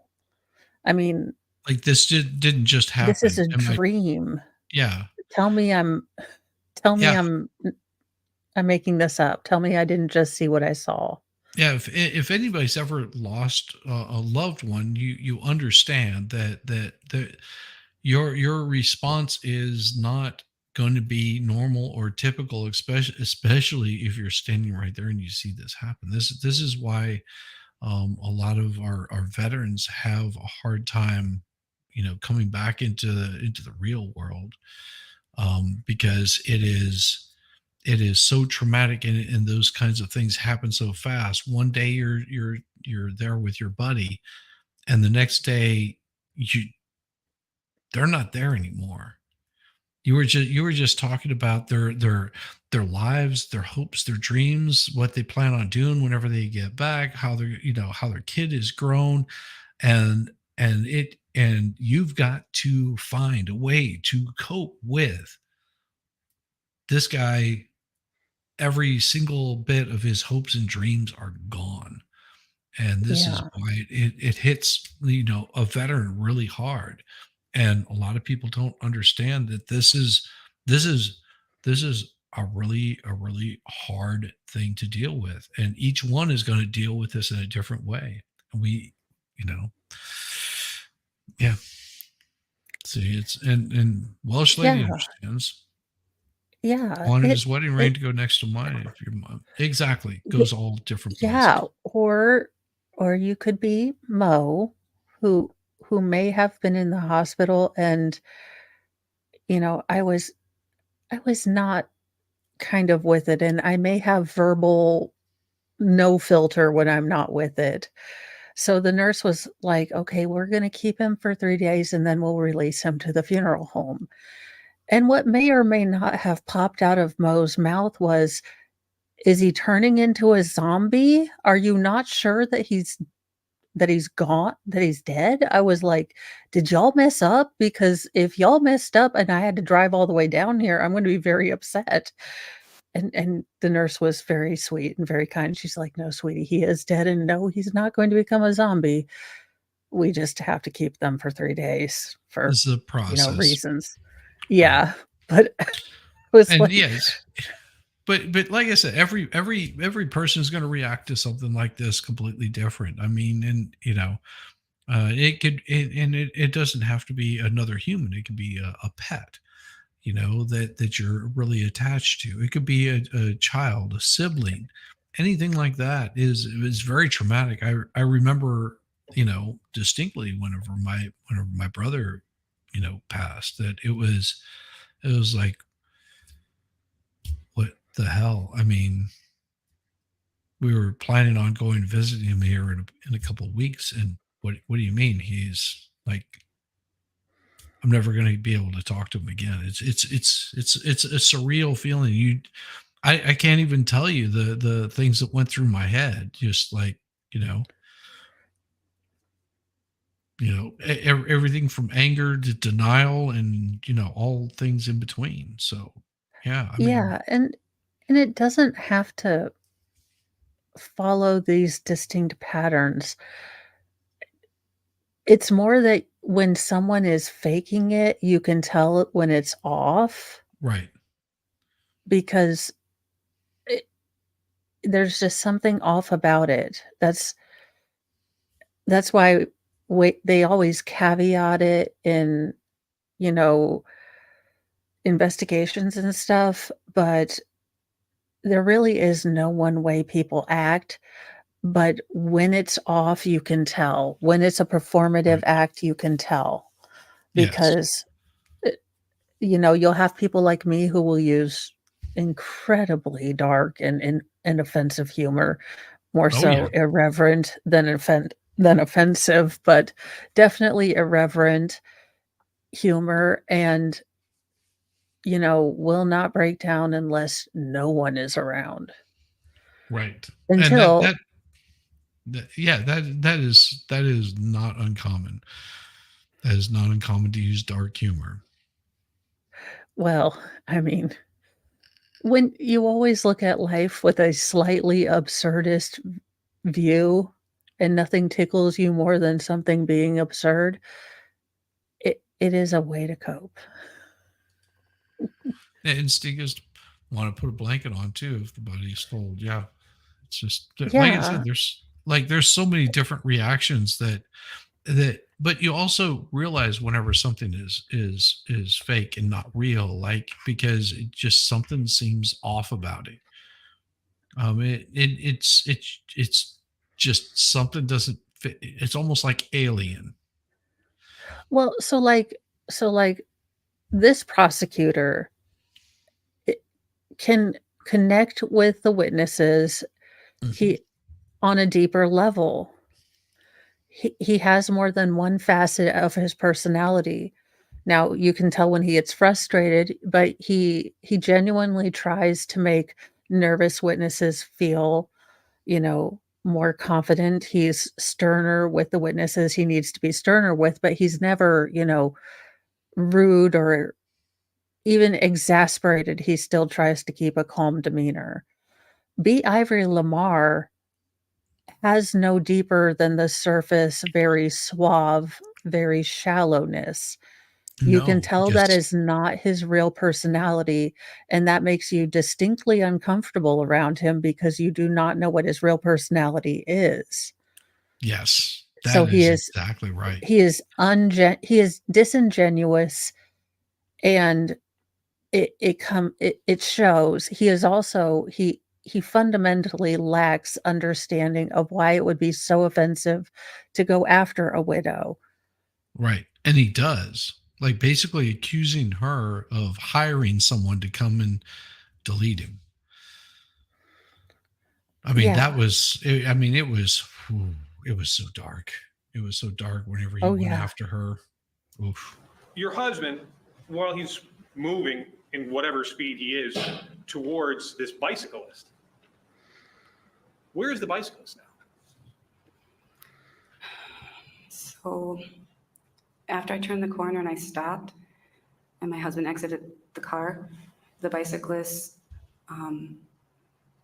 got onto the sidewalk and started riding his bike north, and then stopped riding his bike and then got off of his bike.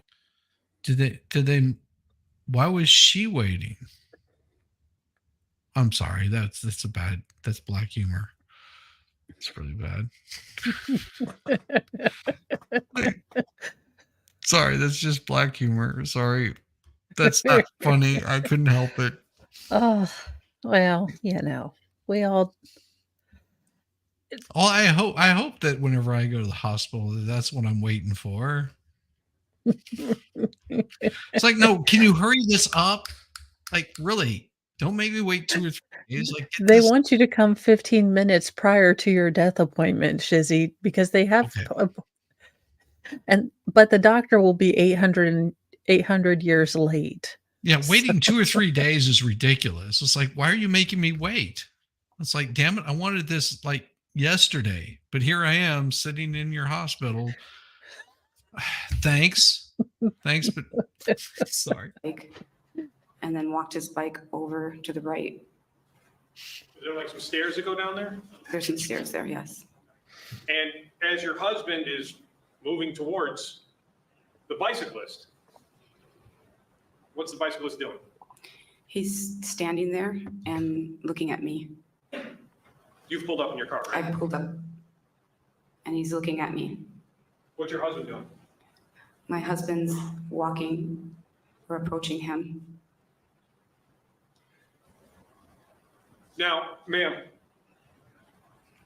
you stated that your husband told you that he wanted to talk to him. Do you remember telling the police that your husband was going to go confront him? I don't remember that. Your husband did go towards this bicyclist, didn't he? Yes. And as he's going towards this bicyclist, If chat is what did I say? If chat is active, why is only one watching? Well, that's sometimes the way that chat works. It's YouTube has been weird lately. Oh yeah. When there's a possibility that there's people that are watching other stuff or checking other stuff out. Hey, Dawn Marie, good to see you. See, you got people here. And YouTube. I don't ever stress. Trust me. If I stressed what YouTube was doing, then I would be with less hair than I am currently, and probably, more hair than Mo has on her upper lip, which would be none, because there's none there at all. It's like I shaved my handlebar mustache after I went to the Florida campaign where they did, Shizzy, I shit you not, they had something called the longest mustache chain ever, and I could not get through that line without laughing, because I was just thinking, in a different setting, I bet that means something else. yes, that They had the longest beard chain too. no. So you clipped the beard with like a binder clip. So just it oh That's creepy. it was like and they kept making so that the entire article kept saying like mustache chain, and I kept laughing They kept saying mustache to mustache. Is that what it said? well, no, they just kept saying like it was the world's longest, Mustache consecutive mustache chain or beard chain. And I kept thinking, God, this would be so much different in a different setting. Oh, if it was on YouTube and on our channel, it would be so different. Oh, well, I mean, yeah. Yeah. But I was thinking more that with other people, this could mean different things. Maybe there's two different conventions.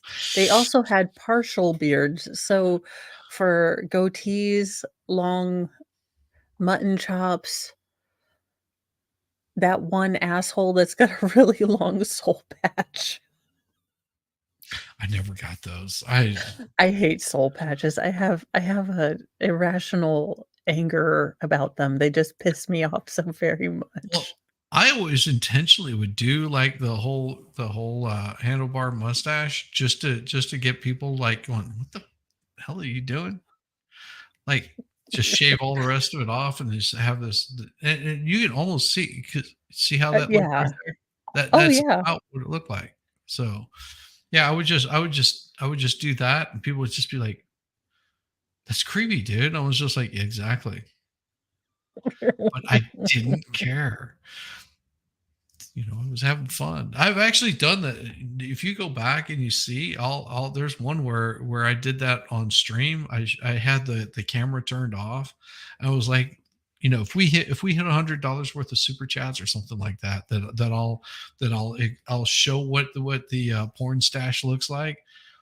And it took like almost the entire night before we even hit the goal. I don't remember what it was. I was on with Junior with Jessica Reloaded. And finally, we got it released, and it was just like, all right, there it is. And she was just like, oh my God, that's hilarious. I was like, yeah, it's funny as hell. My wife was not laughing whenever I shaved it like that. Yeah. Because I went in there and I purposely shaved all this stuff off and then shaved all this off, and I had the handlebars, and my wife looks at it and she goes, "You're not keeping that, are you?" As implying of you're not keeping that, or am I shaving that off like in your sleep kind of attitude. And I was like, no, dear, this is just for tonight and it will be gone tomorrow. It's okay. And she was like, all right, it better not be there tomorrow. If not, we're going to have a talk, and you're going to be like talking while I'm riding. Just kidding. So okay, so the worst thing I ever did to Mr. Mo, and in my defense, I was pregnant and should not have been trusted in the first place. But for some reason, I thought that he would look very handsome with his head shaved. Now, nice. Now, some men can pull that off, and then some men have divotty golf ball heads and look like they were getting ready to have their their final wish from Make-A-Wish Foundation being granted. You just got to get a little bit of a tan that goes away. Get a little bit of a tan that goes away. No. So, yeah. So he was like, I cannot believe you let me, or you made me go bald and have a mustache. He's like, I looked like I was both dying and should not have been allowed near schools. And I was like, you know At the what? same time. I was like, you know what? We had number 6, so it's not like I found you too disgusting. And why are you bitching? I mean, hell.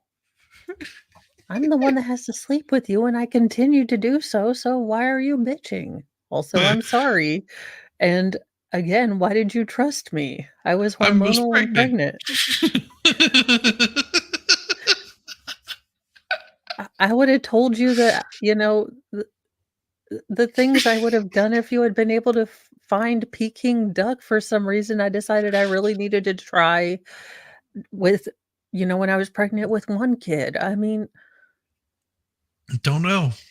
I got hormones raging. My body is telling me one thing, my brain is telling me another, and you're telling me something else. I don't know. I'm confused. I'm a woman. And your demon spawn inside of me has decided that we need to go use the restroom again. So do you have any questions as to what I said? It's like, no, I do not. I got you covered. I will get you Peking duck while I am shaving my head and half of the hair off of my chest. Whatever you want, dear. We're good. We're good. Did you hear any yelling or screaming? No. Did anybody ever use the N-word during this? No. No. As your husband... And you notice he said, did anyone at all use the N-word? So that means that, Theodore Edgecomb wrote up. He didn't call him the N-word. He didn't say, you call me the N-word or anything like that. He just came up and said, you talking to me? You talking to me? And he said, yeah. And about that time he went, and he got on his bike and was like, gone. Like, got out that anger. He got out his anger, his frustration. And dude's like, what the hell? Because that's what I'd be doing. Like, I was like, I need to go talk to this guy because there is something going on. I have no idea what this guy's issue is. I'm sitting here like bleeding. What the hell is going on? And you go and she chases him down or pulls up, and he gets out and he walks towards me. He's like, hey, what the hell is, well, is it? My guess is Edgecomb didn't realize how big he was. Right. Being in that little Kia Soul. Yeah. So he probably thought that here's an older guy. He was probably slouched over in the car, and, he says what he said.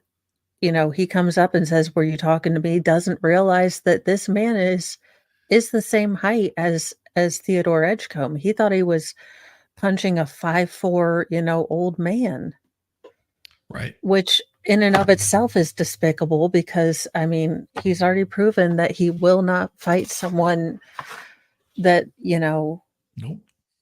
That's his that could take him. exactly. He is the kind of person that would punch a woman because she looked at him the wrong way or disrespected him. And he, not surprisingly, had DV, cases out. No Kind of guys gets like to that this. area where the bicyclist is. What happens next?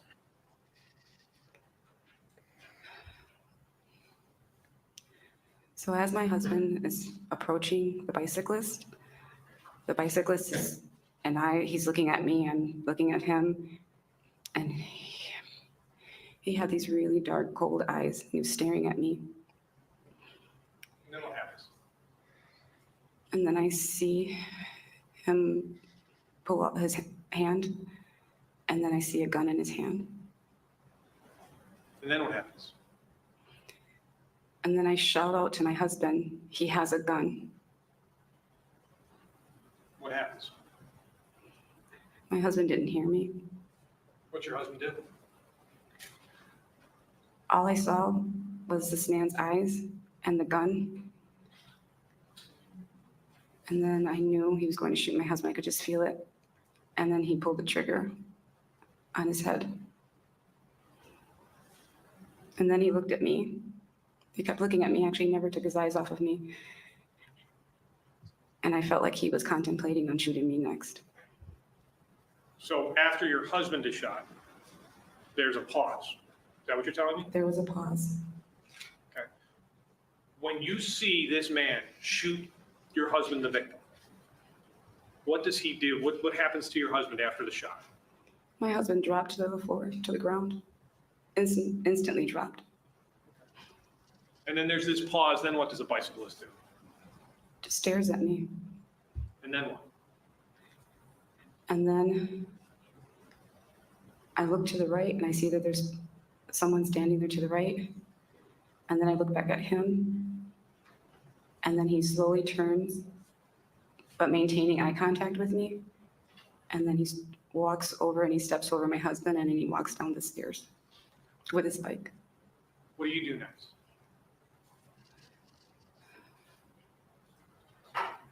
I went up to my husband. So you got out of your car? I got out of my car. And I run up to my husband. And I put my hand on his back. And I start screaming, "Jason, Jason, Jason, are you alive? Jason, are you okay?" And he didn't move. Then what did you do? And then I realized that he was dead. Did you go back to your car? I don't remember going back to my car. Did you, I remember trying to dial 911. and were you able to? See, this is the hardest part because she's having to relive this entire moment that defined the end of her relationship. This is the hardest part for her. And the prosecutor really does not want to do this, but he knows that he has to, and he's probably had to sit down and prep with her to make sure that she keeps all bit of control, because at any point in time, if you're having this conversation, it's like, I need you to not think about it. But I need you to give just a brief detail of what's going on, what's happening. And she looks completely just like, I mean, it's taken her right back there at that exact moment of everything that's happening. Yeah. She's got the 1,000-yard stare. what I think probably in reality, I doubt that Edgecomb ever looked at her. Right. It probably felt like he was looking at her because this is the man that took her husband right in front of her. So, but yeah, like when she was talking, it's some things are so clear to her, but the did you walk back to your car? I mean, she she doesn't remember. That's not No. important. She I was just is I like, was I'm at and my then car. She doesn't even remember who she called. It's like, because and she's then when going, she was like and then I realized he was dead. yeah, And you could just tell that's I mean, that's always the part of that moment's always gonna live in you. That moment you realize or you were first told. And it's that bleakness that just and she's a and and that is what is so mother fucking galling about B. Ivory Lamar. His entire being in this case is gr gross corroded trash water. Like that stuff that accumulates at the bottom of your trash cans, and then I make yeah. Mr. Mo clean it because look, he has dangly bits. I don't make the rules, I just enforce them.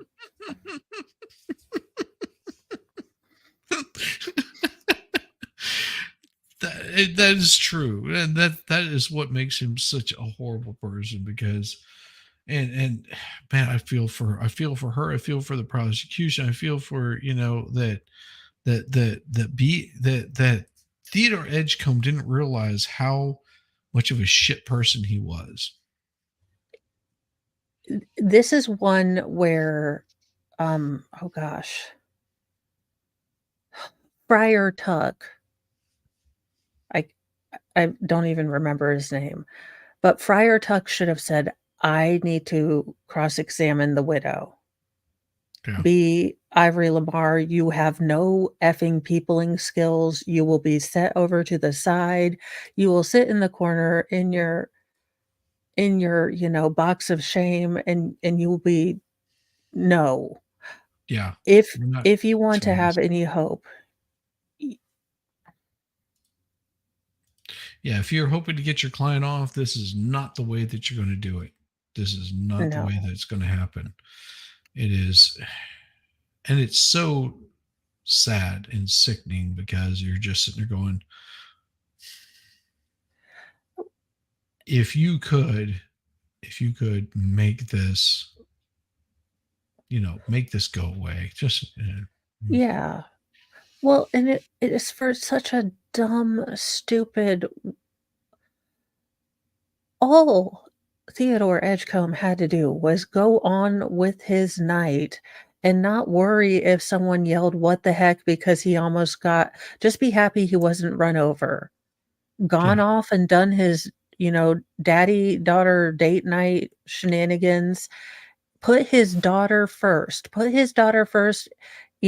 that thought, "Dang, I wanna go, teach that man some respect," but think, "Oh, you know what? I have daddy-daughter date night, so I could be a dick right now, but I have daddy-daughter date night."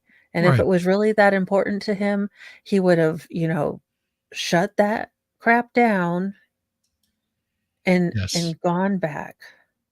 yeah. Well, you just said, I'm done. Um, oh, This is a so rough one for me. This is yeah, yeah. It is. It is hard. But what we can do is we can say, everybody, there is going to be more of this. yes. It is that time of the night. We've got other things to be, other places to be. I want to send all you fine folks over to check out Gutter Girl. She's a content creator that I find very interesting. I want you, go over there, give her a thumbs up, give her a little wave.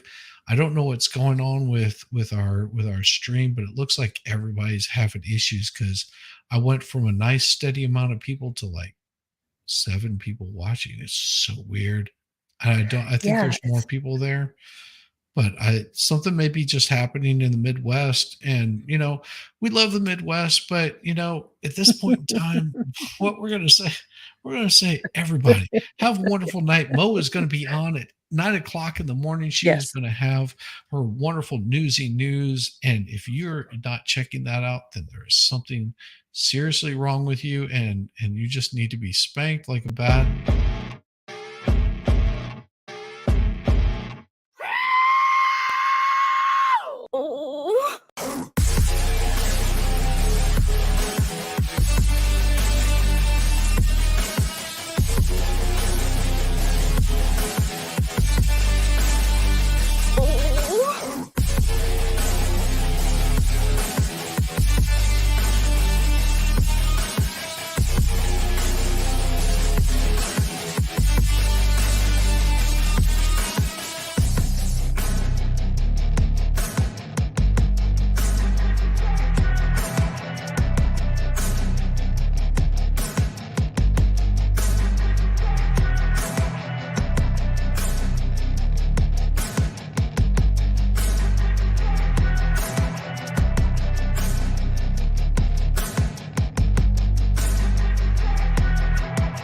I love a buttered biscuit.